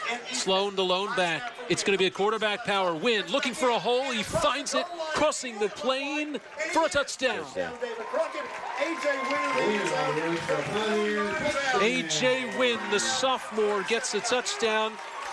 The Toyota Kingsport replay, there you go, gets in the inside, and basically second effort, ball crossed the line, the body falls back outside the end zone, so it's a touchdown for Wynn. Just a big push up front by that David Crockett line right now is giving Wynn and Sloan and the rest all kinds of time to get through there and easily find their way into pay dirt. It's a 26-0 ball game, 7-0 ball game, I believe. No, it should be 28. 27. We should now yeah, have 27, we should now have a 28-0 ball game. Yeah, that's what I thought, yeah. It should be 28. It's a 4-touchdown lead either way for David Crockett. 10-14 left in the third quarters. We'll take a break. It's 28. More Musket Bowl action on the other side. What makes Toyota Kingsport such a special place to buy your new Toyota? Great selection and award-winning customer service. A totally stress-free buying experience. And a service department that's open on Saturdays. New and certified pre-owned Toyotas priced to fit any budget. The fact that we don't charge thousands over MSRP. And we're the only locally owned Toyota dealer for over 40 years. Friends, it's all these things and so much more that makes Toyota Kingsport a great place to buy your next Toyota. Toyota of Kingsport, where saving you money is a Hill family tradition. Believe in yourself. Believe in your neighbors. Believe in families and family-owned businesses. First-time fathers and lasting impressions. Believe in firm handshakes and protecting the ones you love. We do, because Farm Bureau Insurance. And we don't just believe in Tennessee. We believe in Tennesseans. Farm Bureau Insurance, Tennessee's insurance company. Welcome back to Football Friday Night, the Musket Bowl. The Trailblazers versus the Pioneers. Brought to you by Food City. Well, the third quarter starts with a bang for David Crockett. They drive down quickly, 5 plays, 53 yards in 1 minute and 44 seconds. And they have themselves a 28-0 lead. The kick is high and a little bit short, still bouncing around back there. It's finally picked up inside the 20, now looking for some space. Tackled from behind. That's Dylan Murphy on the return. He gets a couple after a quick dance. It gets him to about the 24-yard line. That actually might have been one of their best returns tonight, and it was a matter of scrambling and trying to save your life. Hopefully the young man's okay. He's coming back in. Looks like he's grabbing the back, his back there, so hopefully he gets back in the contest. He is going to come out for a play. But as you mentioned, Kenny, Crockett has been pooching it all night, really, not giving Daniel Boone any type of momentum to try and take back a return here. In the first 10 quarters. They're going to start from the 24-yard line, will the Trailblazers. They'll be back in the You have to think if you come out and try an onside kick at the beginning of the second half, then you might be willing to pull out the trick book for the rest of the second half. Good first play there, which picks up about 6 yards. Inside give to Fleming, that will pick up 6. And, well, Kenny, that actually surpasses the total that they had in the first half of just 4 yards. So the Trailblazers headed in the right direction. Second and 4. Game so far for Daniel Boone. They had a couple of games of 6 yards. That run of 7 for Fleming. Now they got to hope they don't give it back. That's the problem. That's the reason why they only had 4 yards in the first half. And up the middle to Feathers. I believe he's going to be tackled by a whole host of players over there. And that's what I want to see. That was a good run. I mean, listen, that was one of those determined to not take me down, and I'm sure that's what Coach Jenkins wants to see in this second half from this football team. Right now, when you're down 28-0 with 9:27 on the clock in the third, this is what you call playing on pride, on adrenaline right now. I mean, this is not the way you want to go out in the Musket Bowl. It was Wheatley on the carry. Haas making the stop for the Pioneers, but it's enough for a Pisgah Roofing first down. Fleming the tailback. Hand off to Martin again. Good run. Another give. A couple stiff arms as he's still on his feet. He didn't think he had been brought down yet. He wanted to get back up and keep running. Wheatley finally brought down. Look at this one again. Man, he is fast on that replay sponsor, Toyota of Kingsport. And you're right. He should have sold it a little more. He should have kept running. You know, don't stop if you're going to try and sell it. It's a second down and a long 2 or a short 3, depending on how you look at it. Back under center. Burns the far side receiver. One wide out on the far side. It's going to be another handoff. Crosses the 50. Works way out to the 45. Big hole, and he's still running inside the 35. Excellent work from Wheatley. Wow. Who is that? Watch this Toyota of Kingsport replay. 1, 2, 3, 4 players around him to take him down. Where was this in the first half? It was a lot of push up front from David Crockett, who's now been knocked back on their heels as Daniel Boone taking it to him here deep inside enemy territory, inside the 35 to the 34. Stevenson under center. Stevenson takes the snap. Who else but Gunnar Kirk? This time the give to Kirk. He picks up a good chunk of yardage as well. I think they finally have found a groove here, Kenny, and just starting to wear that defensive line out that hasn't had to play for nearly this dialed in on a drive thus far in the game. Well, without a doubt, this has been their best drive of the entire game. Now they just have to keep it going. Kirk and Fleming, the tailbacks. Stevenson, 2 backs behind him on either side. Handoff is to Fleming, pushing his way forward towards the marker, still pushing. He gets to the 25. He's going to be short by about a yard. It's his third down. I don't know if he was really wanting to give that football up or if he wanted to keep it. The running back just took it with him. We talked to Coach Jenkins earlier in the week. He said Cole Stevenson's legs could be the difference in this one. He had a couple of keepers in the first half. Not a lot doing on that one. They've been very successful turning and giving to the back and plunging right up the middle on this drive. Burns, the lone receiver to the right side of the field. 2 backs, 1 lone receiver and a tight end. This time, Stevenson does keep for a QB sneak. That'll be another Pisgah Roofing first down as Daniel Boone knocking on the door of the red zone. That amazes me how well that front line is now putting the Pioneers on their heels as they continue to drive down the field. Did not see this in the first half. I think some adjustments made at halftime has worked for Daniel Boone so far. 6:20 left here in the third quarter. Wheatley back in the game. He'll act as the fullback in front of Fleming. The give does go to Wheatley. Fights his way to the 20, falls forward to the 19-yard line, giving the 18-yard Couple yards on the gain. Daniel Boone continues to push forward. 3 or 4 yards and a cloud of turf pellets. Yeah, I was about to say, I don't know if dust would be it, but you're right. The pellets have been flying. He had 3 for 7 in the first half. Here in the second half. Now, right now, this is Daniel Boone football. Okay, it's nothing fancy. It's you against me, and we're just going to run the football and see. Nice move, nice keep by the quarterback. Gets up to the outside. Stevenson into the end zone for a Daniel Boone touchdown. Maybe he is. Daniel Boone, the referee poked it over. Check this out. Toyota Kingsport replay. Watch the decision right here. You go into the line on the option. You keep it. I think they got away with a hold there, number 11, but you know who's saying. Touchdown by Daniel Boone, and this fires your team up right here. You know, still a lot of time in the second half.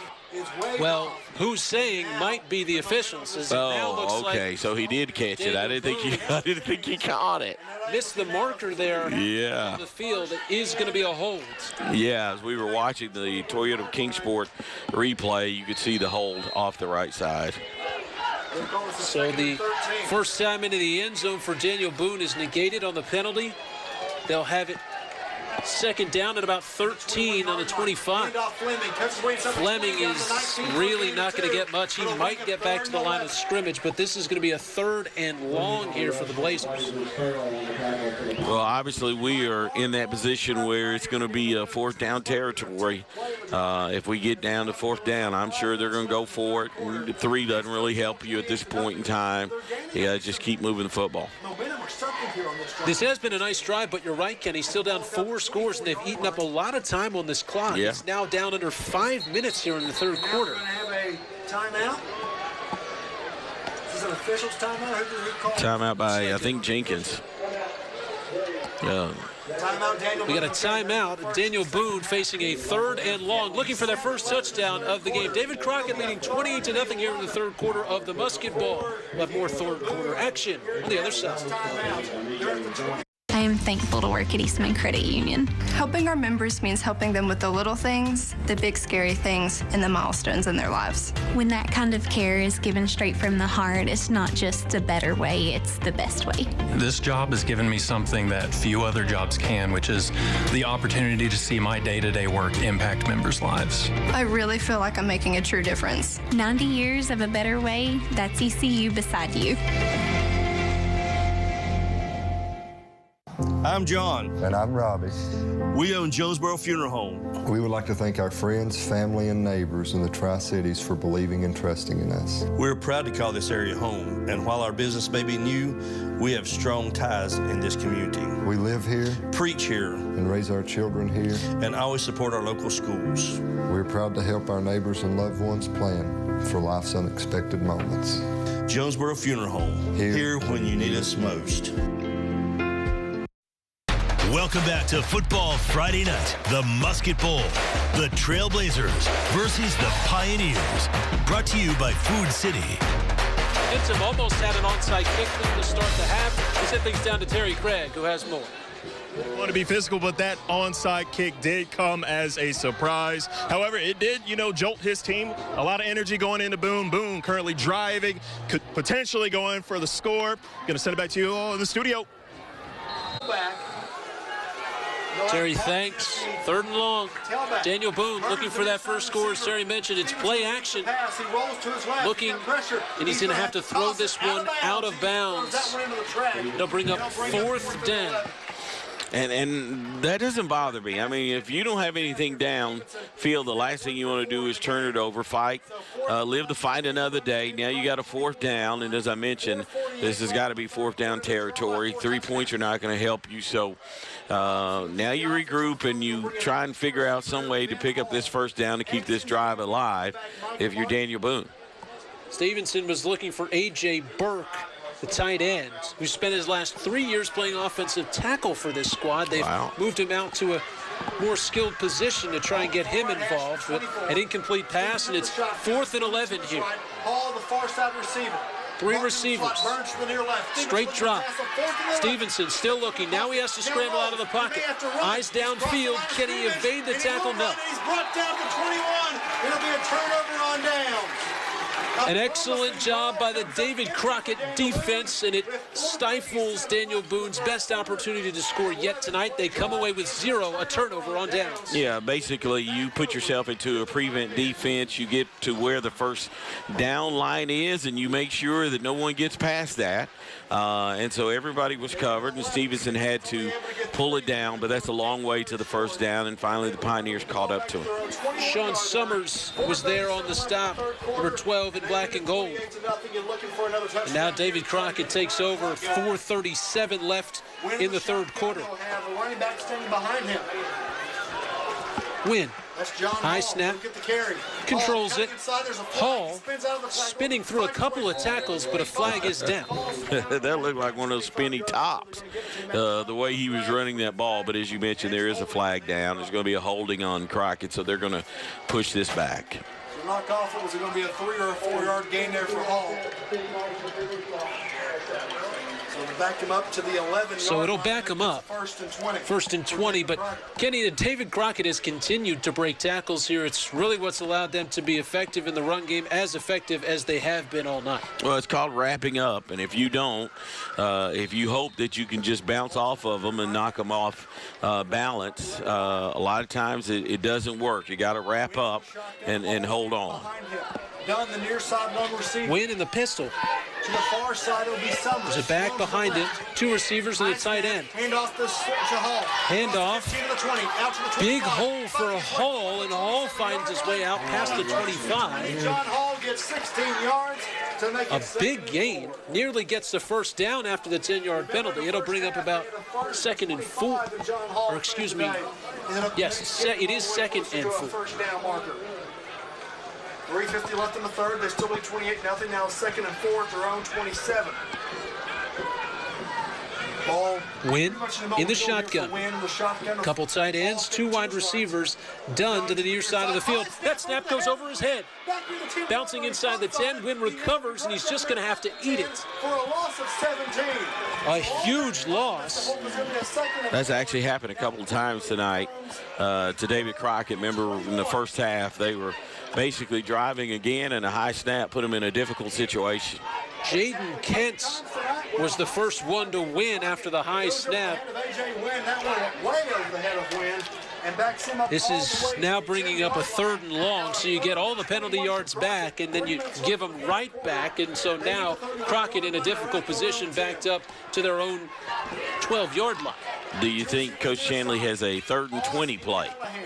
Down to the far left. They've converted some long 3rd downs, but this looks like a handoff inside to Hall. Makes one cut, gets out past the 15, but it's not going to be nearly enough, as they'll have to bring out the punt team.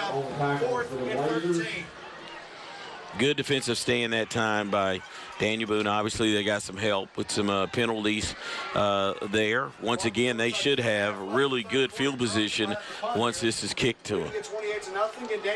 Drew Fleming is back deep to return. Callahan back out there to punt. Averages about 31 yards per kick.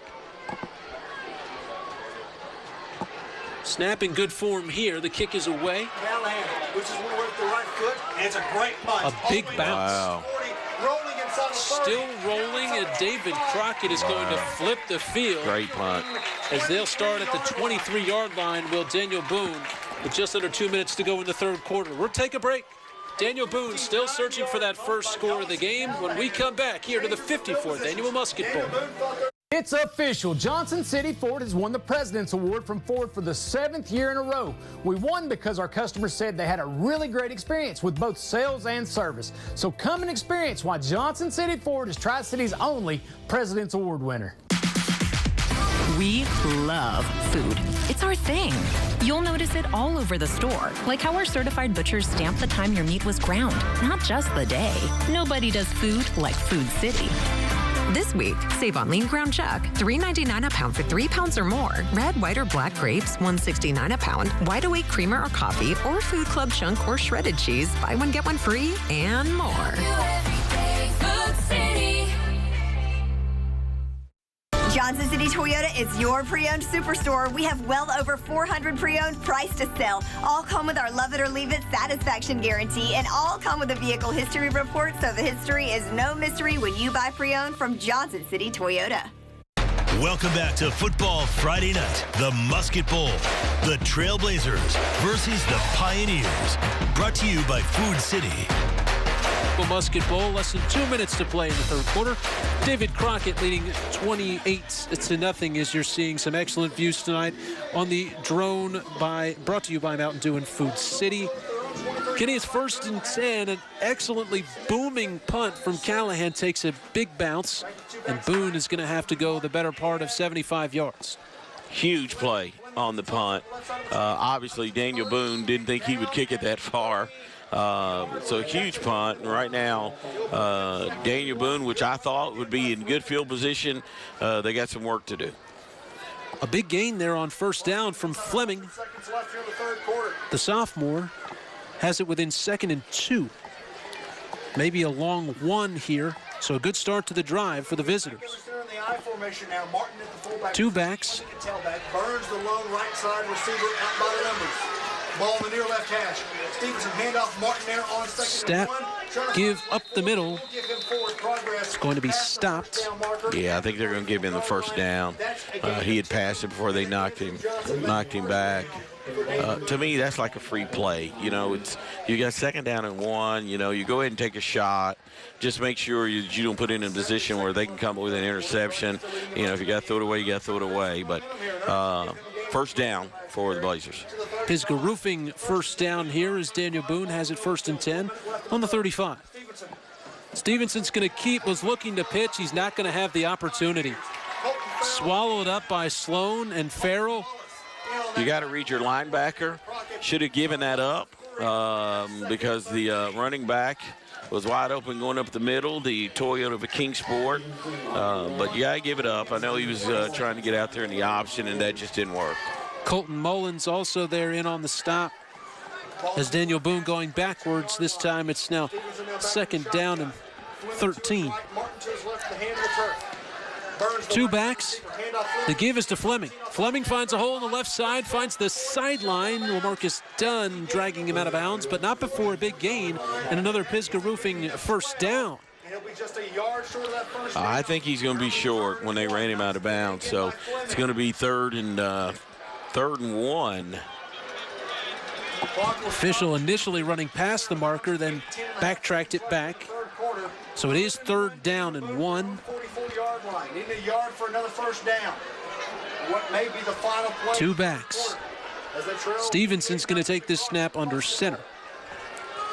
Stevenson under center in the eye. Handoff. Martin fights. Give up the middle, and it'll be enough. Gain of 3, and Andrew Johnson made first down for Michael Martin. Now it's a Pisgah Roofing first down with less than 15 seconds on the clock, and Daniel Boone nearing midfield. Play this third quarter. I think that was going to be the last play of the third quarter. It went kind of quick. I mean, obviously the Blazers kept it most of the time on one of their first drives. Add to the lead here And they'll let that third quarter clock run out. David Crockett still leading 28-0 here in the Musket Bowl after 3 quarters of play. When we come back, fourth quarter action from Jonesboro. Stay with us. O'Sullivan hits the icebox with a hard right hook. And O'Sullivan wins it already. They both brought the heat, but O'Sullivan cooled his opponent down. Phil's Heating and Air, we knock out the competition. Looking for top-notch roofing and restoration services? Look no further than Pisgah Roofing and Restoration. They're your local experts in quality craftsmanship and competitive pricing. From re-roofs to roof repairs, siding, windows, solar energy, and guttering systems. We do it all with a passion for perfection. Serving the Tri-Cities, Pisgah Roofing and Restoration is your trusted and local partner. Contact us at 423-930-9066 for your roofing and restoration needs. Building stronger roofs, building stronger communities. The ColorTex-friendly pros specialize in restoring your home or business quickly after fire, smoke, storm, or water damage with 100% satisfaction guaranteed. When you need the best cleaning and restoration, call ColorTex. We make indoor living healthier. Welcome back to Football Friday Night, the Musket Bowl. The Trailblazers versus the Pioneers. Brought to you by Food City.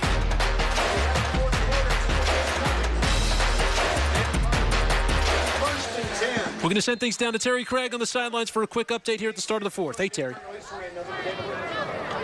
Yeah, they say in football that there's no other quarter like the fourth quarter. And I'll tell you what, Crockett already up 28-0. Let's take a look at some of these fans. They are getting hyped for this fourth quarter. All right, game back in action here at Crockett. Terry, thanks. A huge play from Stevenson to Burke, as you'll see the Toyota Kingsport replay here just in a moment. This is what they've been building up to, hammering the run, inside run, inside run. They went play action and finally got the big play over the top to the senior, A.J. Burke. It has them in excellent position. And that was obviously that was his second read. That's the reason why that was impressive. He had a guy coming out of the backfield he could have tossed to, kind of his release valve, but he looked downfield and saw the wide receiver wide open and put it in the right place, and that has given the Blazers some life. Fleming looking for some room, but not finding any. The senior Thad Estep in on the tackle. Senior 6'1", playing that middle linebacker position for Hayden Chanley's defense. Now for second and 11 at the Crockett 27. So it brings up second and 11. The near side receiver. Stevenson under center. 2 backs. 1 wide receiver to the near side of the field. Handoff Fleming. Fleming takes the inside give. He's going to be wrangled down after a gain of a couple. Inside the 25 to the 23. And now we've got an injured Daniel Boone player down there on the field. Yeah, that is Sam. Sam Osalim. Yeah, junior, 5'10", 280 pounds. I think he got rolled up on. So while they tend to the junior center, Al-Salim, we're going to take a quick break. 10:33 to play here in the Musket Bowl. David Crockett leads 28-0. At Marathon Quick Stop Markets, it's our goal to make your experience a great one. Quick Stop Markets provide sanitized and clean stores, well-lit parking lots, a friendly staff, and a large selection of products. Thank you for choosing Marathon, an American-owned company. Thank you for choosing Quick Stop Markets, a locally owned company. It is an honor to be a part of your busy day. Stop in at a locally owned Marathon Quick Stop Market today, where we make it easy to run in when you run out. You won't believe this, but Wendy's has new saucy nugs. Buffalo, honey barbecue, garlic parm, ghost pepper, sauce. And if Wendy's found a way to make their nugs even better, that means anything is sauceable! Okay, not really. But Wendy's nugs are definitely now sauceable. For a whole new way to nug, gotta be Wendy's. Open till midnight or late. Welcome back to Football Friday Night, the Musket Bowl. The Trailblazers versus the Pioneers. Brought to you by Food City. Jared Kenny, he was helped off of the field. With some assistance, he was able to walk off on his own, but he is not going to be in there for this drive, at least, you would think. And obviously we hope that he's okay. looked like he was in a lot of pain when he first went down. Josh Briggs was playing right guard, now slides in as the center. Dayton Myers coming in at right guard. Handoff is to Fleming. Fleming brought down a big tackle on the edge by Farrell, the senior, wrestling him to the turf for a short gain. Yeah, it was kind of funny. His lineman might have missed the block there. Had he made that block, it would have freed him up at least for another 10 yards. But ran right past the block and able to get him on the backside. So 4th down and a long 6, and well, Daniel Boone has to keep that offense out on the field, down 4 scores with 9:50 to go. 2 backs, 2 receivers, and a whistle at the start of the snap. And that's on the outside official. I think the wide receiver. And a defensive offside. Yeah. So they're going to grant 4th and 7, a 4th and 2. Daniel Boone a little bit of breathing room here. This becomes a much shorter conversion. And it looked like you were right, Kenny. Someone on the far side was lined up in the neutral zone, covering the wide receiver. Obviously, it was either wide receiver or the defensive back, and so it happened to be the defensive back as soon as that flag came in.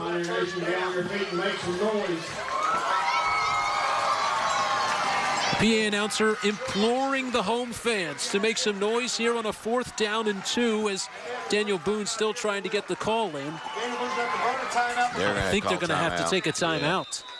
And they do. So 4th and 2, Daniel Boone is looking to put some points on the board, but first they've got to get a 1st down. We'll have this 4th down play when we come back here to the 54th Annual Musket Bowl. We love food. It's our thing. You'll notice it all over the store, like how our certified butchers stamp the time your meat was ground, not just the day. Nobody does food like Food City. This week, save on lean ground chuck, $3.99 a pound for 3 pounds or more. Red, white, or black grapes, $1.69 a pound. Wide awake creamer or coffee, or Food Club chunk or shredded cheese. Buy one, get one free, and more. Food City.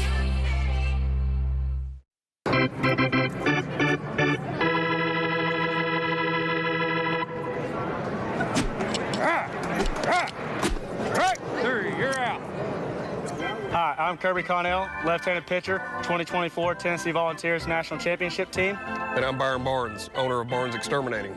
Sometimes I have to take care of pests on the field, but when it comes to pests off the field, I trust Barnes Exterminating. Call my daddy right now for a free estimate. Welcome back to Football Friday Night, the Musket Bowl. The Trailblazers versus the Pioneers. Brought to you by Food City. Daniel Boone needs a 1st down, and they need a score here to keep within striking distance. Stevenson, the quarterback, is under center. Turn, gives to Fleming. Fleming has a hole over the right side. He's going to gallop into the end zone for a Daniel Boone touchdown. 18-yard touchdown run. 18 yards to the house, Nice. and Daniel Boone finally takes to the scoreboard. It is 28-6. Kingsport gets over the right side. Great blocking, then just outruns the cornerback into the end zone for the touchdown. Fleming breaks the seal for Daniel Boone as they are into the end zone, still with some work to do. Down 3 scores here. We'll see. It looks like they're going to keep the offense. Will they keep the offense out of the field? They will not. No, I think you got to just go ahead and kick the extra point. I do think, however, there might be another attempt at an onside kick. As you mentioned earlier, they should have had it. They had four around them. C.J. Lazat puts through the extra point, and it's now 28-7 still in favor of David Crockett. That side of the field's been pretty quiet all night. They have come alive. Somebody woke them up with that run to make it 28-7. Let me mention real quick, we found out earlier that there have really been 3 jerseys retired here at David Crockett. We mentioned Pat Good, and of course tonight Austin Lewis had his jersey retired. And according to the athletic director, Josh Kite, Clint Freeman used to play baseball here, went on to play at ETSU and in Major League Baseball, had his jersey retired. So actually 3 jerseys retired And Clint's a great guy. He's always been one of my favorites, and I don't know how we missed him, but congratulations. 10 plays on that, 77 yards for Daniel Boone. Took him 4 minutes and 53 seconds. If they can do that again, we might just have a ball game tonight. That's right. The problem is the clock only reads 9:07 left in the fourth quarter. It's been a run-heavy offense for Daniel Boone. They're going to have to make up some time and some ground in a hurry if they do want to put this thing back on track. And they got their hands team out there. I see Lamarcus Dunn out there. So they're expecting Daniel Boone to try another onside kick. Down 3 scores with 9 minutes. Certainly possible, but you'd like to have the ball back as quickly as possible. Yeah. And then no onside kick. Instead, they'll kick it deep. Dawson Callahan is the one to fall on it. So they'll start 1st and 10 at the 19-yard line. Well, one of the things you do there is you pin them back. You know, as you mentioned, the ball's at the 19-yard line, and now your defense has to step up. If you want to give this team an opportunity to possibly get back into the contest, as you mentioned, you need a quick stop with 9 minutes left on the clock. How well will David Crockett, the sophomore quarterback, A.J. Wynn, handle the 9 minutes here left on this clock? See if they can ring out every second while also trying to really put this thing away and get into the end zone one last time. 2 receivers, a couple tight ends. The give is to John Hall. Hall rumbling over the right side. Breaks into the secondary, and now he's really going. 40 to the midfield. He's still spinning around and gets his way to the opposing 45-yard line, ripping off a huge run there, giving David Crockett some breathing room. And we take a look at the replay. Toyota of Kingsport. Watch as he gets over the right side. Good tackle by 56. Knew he could have possibly been called for holding. Let the defender go, and then Hall takes it all the way to the 45-yard line. 6 foot 205 as a sophomore. He has been really tough, I should say, to bring down here in the open field. And now David Crockett has 1st and 10 at about the 46. Pistol snap. Hands off to Hall. He hesitated there. May not have had full control of the ball for a moment, and they're going to lose a couple of yards on the play. I like how the quarterback sold the fake. Obviously, it didn't work because Daniel Boone brought him down. That's about a 2-yard loss. But if it wasn't so late in the game, that would work later off that fake that he keeps, and the quarterback rolls out and throws it. We'll see if it comes up. 2nd down behind the sticks now. 2nd and 12 for Crockett. Another pistol snap coming. Wynn fakes the give to Hall. There it is. There's the play action. Is anyone open? He does find a man open, and it's that E-step. An E-step rumbling into deeper, I should say, into Trailblazer territory. Hold up. Did Hayden Chanley not tell me to come down to the field and check his pulse if he threw it to the tight end? Thaddeus E-step. Did he not tell me that this week? We might have to make a visit to Coach Chanley here during the next timeout, because that E-step had 1 catch on the season coming in and did tell us that the young man was an excellent competitor, a really good blocker, not necessarily the guy they're going to be throwing the ball to. He loves his kid, but he's got hands of stone. He's a great blocker. And I said, so does this mean if he comes in and lines up that you're going to throw it to him? And he said, Kenny, if that happens, I want you to come down the field and check my pulse.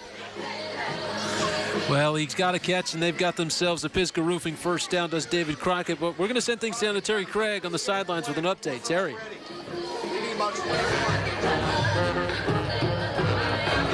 Yeah, of course, Crockett pushing into the opposing half, scored 28-7. Of course, Crockett trying to make that 35-7 here going into the 4th quarter. We're gonna see what's gonna happen. Crockett still with the ball. All right, Terry, thank you so much. Kenny, now they got the defense thinking. Is big number 11 going to be a target anytime going forward in this game? It's a huge first down conversion. And now only a minute and a half's come off the clock really since they've taken this ball back over, but another score here to put this thing back up. 4 scores could really be a blow. Listen, I thought he did a great job. 6'1", 225, 1 reception, 20 yards this season. That was his second one right there. Win, play action. Now they're looking deep to Dunn. Dunn up over top of the defender and hauls it in for a touchdown. LaMarcus Dunn goes up and grabs it for a score. Replay sponsor Toyota of Kingsport. Fakes the handoff, throws it up to the taller Dunn, and Dunn brings down the catch for the touchdown.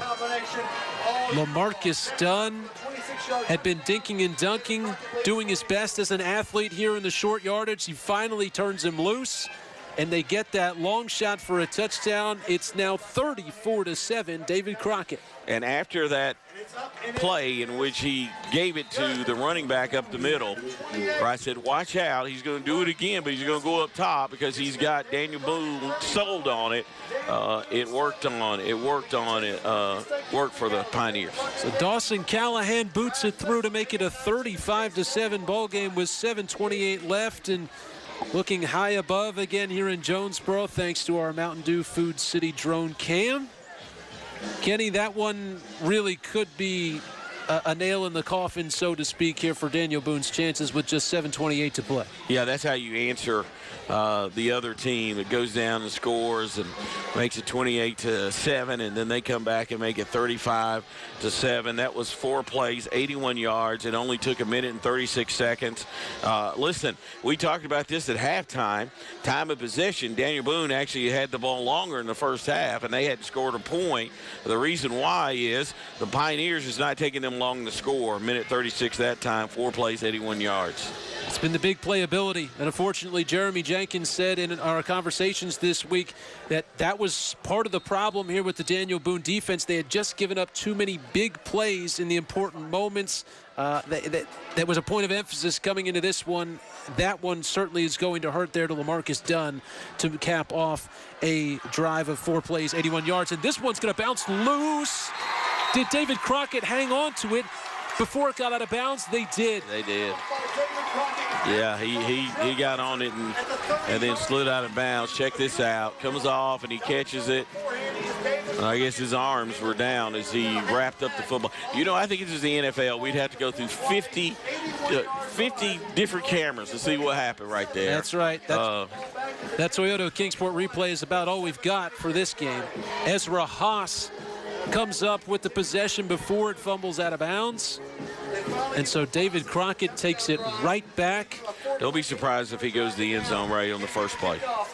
Just to let you know. A frustrated Daniel Boone defense comes trotting back out. 2 receivers for A.J. Wynn. Instead, handoff. Not much doing. Good work there by the run defensive Daniel Boone to bring that down before it really got going anywhere. Let me mention Wynn has gone 12 for 17, 170 yards, 2 touchdowns tonight, and also 2 interceptions. Both of those interceptions in the first half. He's been clean here in the second half so far. Absolutely. A young guy, as we mentioned, both of these guys really, you just don't know as a coach and certainly as a player how you're going to react when you get into a big-time environment like this. A little shaky from Wynn in the first half, a couple of picks, but he has settled in nicely through the nice deep ball to Dunn to put them up 4 scores. And Crockett is driving again here. Handoffs to Hall. He's got all kinds of green grass in front of him inside the red zone. To the 15, cuts inside to the 10, to the 5, brought down just shy of the goal line. An excellent run by John Hall, who is having himself a heck of a second half. Let me tell you, I'm going to make a statement as you check this out. The Toyota Kingsport replay. Check and go to the right side. I could get through that hole. Now, that's saying a lot right there. And then he gets to the outside, cuts it back inside, and almost gets it to the end zone for a touchdown. First and goal, Crockett to Daniel. Hall has been an excellent asset in the running game here, particularly in the second half. It was Sloan in the first, Hall in the second, and now Crockett knocking on the door to score again. The snap is high, fumbled. Wynn falls on it, but Another misconnection on the snap that'll send David Crockett back almost to the 10-yard line. That's like 34th time that snap has been high, and I think each time it's been around the red zone. So I don't know if the young man gets nervous once he gets down there ready to score, but that moves him back a little more. So Crockett backing themselves up just a touch, but still inside the 10 with plenty of time to make this a 5-score ball game. Wynn with Hall on his right hip, 2 wide receivers. He's going to keep this one, but he stood up on the edge. A nice play out on the perimeter. Dylan Murphy making the stop Great on the tackle. speedy Wynn. That was a great tackle. I mean, to the junior 5'8", 140 pounds, that's not a lot of weight, but that was a good one-on-one tackle. So that'll bring up 3rd and goal from the 5 as the clock continues to run. We hit 5 minutes even here in Tennessee's oldest town.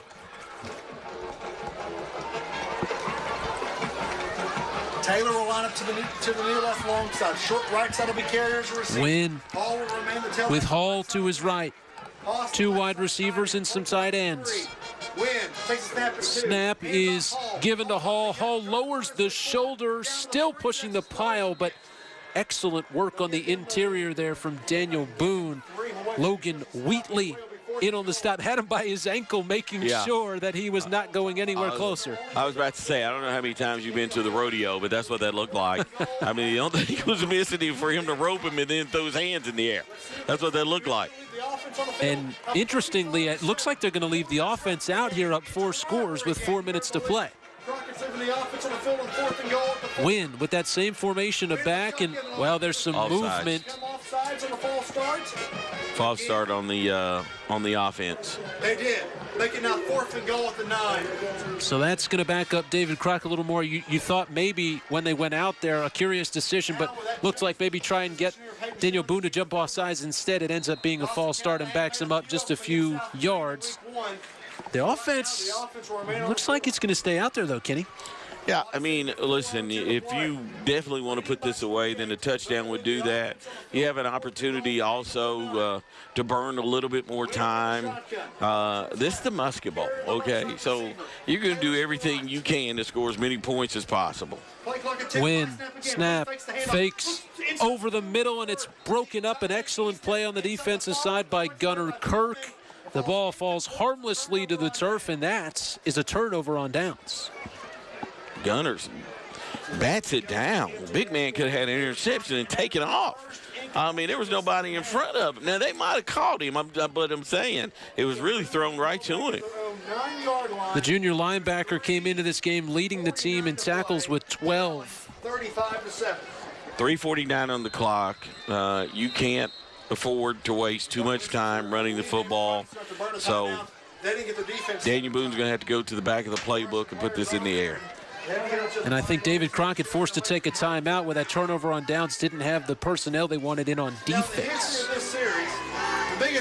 So everyone gets a quick sip before we head back out for the final 3:49. 74-0 back in 1971 at the Mini-No. Nobody's had anything quite like that against. Kenny, it's been a better second half for Daniel Boone. They've gotten on the board here, and they've strung together some long drives that come up with a touchdown, but just couldn't quite finish off a couple when they needed it most. One of the things that Coach Jenkins told us earlier this week is this is a young football team, and they're going to make their mistakes, okay? They're going to have to trial by fire, and that is what they have gone through tonight. So I think that if it doesn't get any worse, I think he can hang his hat on a second half where they looked to improve, since the first half was just a horrible half for them. But the second half, I think they've been able to move the football. They've had a couple of good defensive plays. So I think you come away from this and you hope that you can nobody takes any type of moral victories or whatever, but you hope that you can carry it over to the next contest. Stevenson in the gun, low snap, handles it, quick flip out to Fleming. Fleming's got space, across the 20 to about the 27-yard line. So that's going to be enough for a Pisgah Roofing first down for Daniel Boone. Yeah, that was nice. The little wheel route. He catches his running back, picks up the first down. So good play right there. Fleming, a sophomore, has really been playing just about every snap on offense for Daniel Boone. They really rely on him heavily. Came in leading the team in rushing. Logan Wheatley's been out there really as the secondary power back, but they've been doing a lot of heavy lifting on offense. Here he is again. Fleming, speed through the hole, out across the 35 to about the 37. That is another Pisgah Roofing first down. They're starting to stack them up. You know, despite the score, a couple of players like the running backs for Boone might actually end up with some pretty good numbers. Fleming, who had over 100 yards in the loss to Clyde A. Irwin 2 weeks ago. Last week, they're going quickly here. The game against Westridge, and this week has the only touchdown against same formation, 2 backs, 2 receivers to the near side. This time, Stevenson drops back to pass. It's Fleming again, a little jump cut in the hole, spins off of a tackle, nearly making his way to midfield.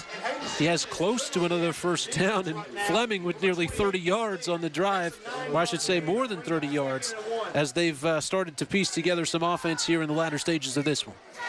At that time, and I'm sure they'll say once he gets into the huddle, if you have an opportunity, go ahead and get out of bounds. You still have both of your timeouts, but the time is the enemy right now with 2 minutes and 24 seconds on the clock. Daniel Boone scored just 7 points in its first 2 games, looking to score 14, or at least 10 here against its biggest rival tonight. Nice run there from Logan Wheatley, gets them exactly to midfield. That'll be enough for a Pisgah Roofing first down. So we'll find that out after the fact, obviously. Nothing better than that on radio, right? Of course, we're here in the booth with Jacob Townsend from Cumulus, who has helped us out tonight. We want to thank you for some of the stat numbers. He's been tremendous. He has slid over to. He's been a tremendous help to us this evening, doing an excellent job in his own right. Stevenson dropping back to pass, looking deep downfield. No flag on the play. Excellent coverage by the senior Caleb Murdoch, knocking it away. It was. That was good coverage, and almost hit him back shoulder and almost came up with the catch, but good defensive play. 1:33 to play. Murdoch, a senior, is 6 foot 165. Came into the night just 2 tackles on the season, but an excellent pass break up there, and that leads to a second down and 10. Snap. Fumbling the ball, couldn't quite get the mesh point right. I think Daniel Boone falls on it. Fleming somehow comes back. Unbelievable. And gets on top of the football. So after all that, it's a loss of just 1, but Stevenson and Fleming can't quite get together on the mesh point there, and the ball's on the turf. About 60 seconds left in this game. That's second half went pretty fast.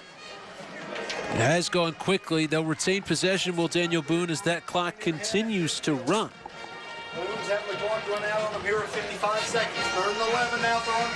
Now about 50 seconds to go, and Stevenson will make this, take this snap. Looking deep, trying to avoid the pressure, and does. Still looking downfield, nobody to throw to, and instead he's going to take off. Across the 40, dragged to the ground, and a late flag comes in. Stevenson gets down to the 38 for a gain. So Stevenson has the first, but we'll wait to see what this marker is. Toyota of Kingsport replay right here, and this is when a quarterback runs 80 yards and picks up 20. A little bit of everywhere, can't find his wide receiver, and usually throw it away, but finds a hole, finally gets out there, and then you see those 2 players right there. A tackle, helmet came off, then he pulls another player to the ground, and I mean, this is a Musket ball.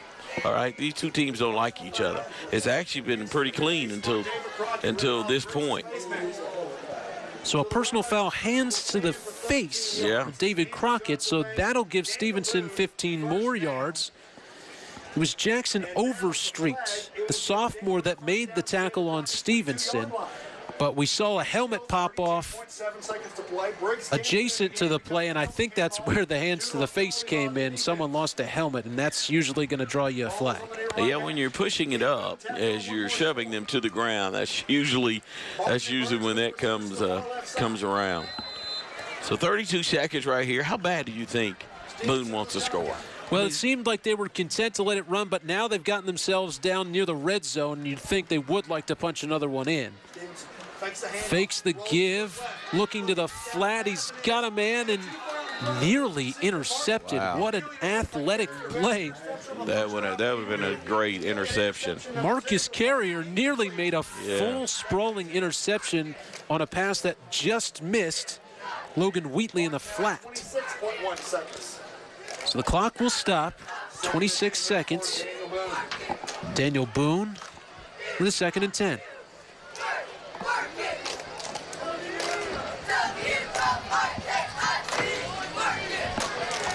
Stevenson in the shotgun. Stevenson takes the snap, immediately rolls left, looking to quick throw, and it's not going to have the legs to get there. It's a long throw to the sideline, falls incomplete. Riley Burns was there on the attempt, couldn't quite get it there. If y'all were, there was a chair absolutely broken last week in that situation. So 3rd and 10 coming up here. 21 seconds left in this one. For Daniel Boone, still looking to find pay dirt with 21 seconds left. Stevenson with the give. Handoff goes to Jacob Feathers. I think that's going to be it. The freshman, going to do a nice job getting forward, but that should just about do it. Yeah, that should do it. So David Crockett, after falling 3 games in a row to their biggest rival in the last 3 seasons, this senior class finally gets a win over their biggest rival as David Crockett wins the 54th annual Musket Bowl 35-7. As fireworks shooting off on the right side end zone. An excellent view from our drone cam presented by Mountain Dew and Food City as the David Crockett team comes up with a win in the Musket Bowl for the first time in 3 years. We're going to take a quick break. 35-7 your final score. David Crockett gets it done here at home in Jonesboro. We'll wrap this one up on the other side. Craving an amazing fish and chips experience? Discover perfection at Mulligan's Irish Pub. Mulligan's, home of the best beer battered fish and chips. 100 years ago, a tornado touched down at King, beginning a century of greatness.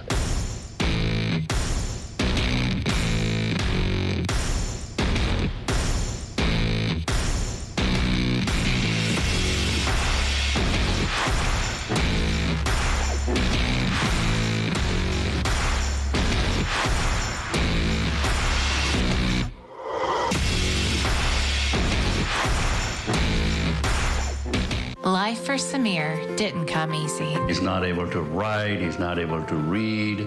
But Goodwill gave Samir a chance. Opportunities at Goodwill, that was the most exciting news that I had ever heard. Today, Samir is thriving. Took Samir under their wing to cultivate him, to develop him, to coach him to be what he is today. Goodwill is not what we thought. Goodwill is something above and beyond. Goodwill. More than a thrift store. Are you ready to look and feel your best? Tri-City Skin and Cancer invites you to our most anticipated event of the year, the annual Beauty Bash. Join us on September 26th from 5 p.m. to 8 p.m. at our Johnson City location or online. Save big on top procedures, score event pricing on injectables, and enjoy discounts on premium skincare products. The excitement starts early with our pre-sale, kicking off on September 9th. Don't miss out. Register today at thebeautybash.com for the big event at our Johnson City location or online. September 26th from 5 to 8 p.m. Hey, Albo Propane here. It's raining now, but it's going to snow soon. So give us a call to have your tan tank installed, fuel delivered by the pink truck. Hurry before winter sneaks up on you. Albo Propane. Give them a call for all your propane and gas service needs. Welcome back to Football Friday Night, the Musket Bowl.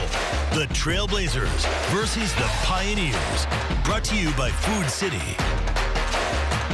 Crockett takes down its arch rival Daniel Boone 35-7 tonight. An excellent performance in the first half. Daniel Boone gaining some momentum back. Looked like they were going to be able to score a couple of times, but really held off the board for the most part as David Crockett breaks that 3-game win streak for its arch rival Daniel Boone. Yeah, basically the Pioneers control the entire game, even though it won't show in the time of possession because they scored fast. We talked about that tonight. Win 2 touchdowns tonight.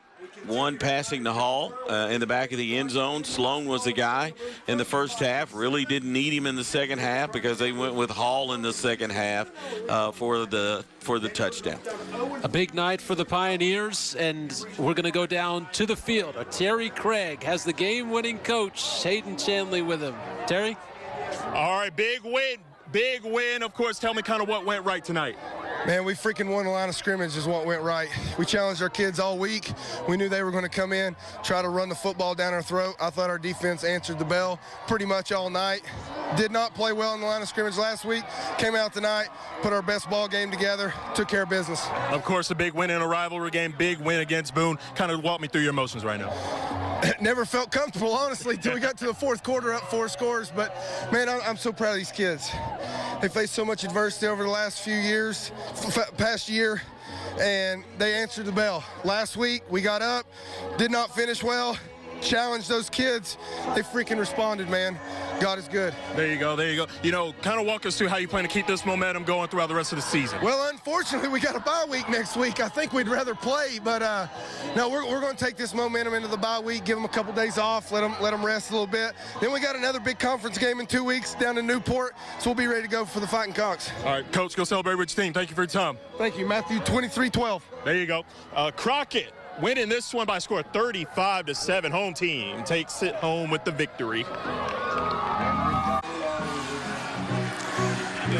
Terry, thank you so much. You heard an excited Hayden Chanley finally to get this one for his guys, and as you mentioned, a big conference win too. Not just the rivalry aspect of it, but I mean, we saw the kids storm the field. We saw them take the Musket. Exactly. And this one means a whole lot. Yeah, they had lost, as you mentioned, the last 3 in a row. He now improves to 4-3 against his former coach, or should I say, yeah. 3-4. 3-4, yeah, against his Still former an coach. improvement. So big win for him. I mean, listen, you can't get any better if you're the Pioneers. You get the Musket, you get the fireworks show, and you got some Neil Diamond right now. I mean, you can't beat that, right? So it's a good night for them. Some big performances. A.J. Wynn, 12 of 18, 170 yards and 2 touchdowns. Zeke, 3 carries, 58 yards. And then you had Sloan, 2 catches, 27 yards.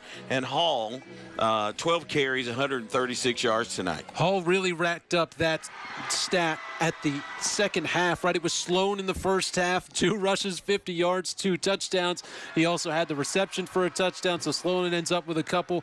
But then in the second half, they handed it off to Hall. He was able to power through, get a little bit. LaMarcus Dunn, they got that big playability. As David Crockett, Coach Chanley said, what are they going to do with this momentum? Well, they got a bye week. So, you know. Oh, that's right. That's right. You get to savor it a week before you start your next opponent. If you're Daniel Boone, you have to take a look at the second half and take some of the positives away from there. The fact that you did move the ball on David Crockett. But unfortunately for them, they now start the season off at 0-3. Once again, let me thank Jacob Townsend, who helped us tonight with the stats from Cumulus Radio here in the area. We want to thank him and our sponsors and, of course, all the folks here, obviously, at David Crockett High School. Nice new press box, right? Digging the new digs. Exactly. Right? Thank you, guys. Of course, all, as Kenny mentioned, to our sponsors watching the drone right now, Mountain Dew and Food City with the drone cam all night long. Thank you to everyone behind the scenes who worked tirelessly to make this thing possible.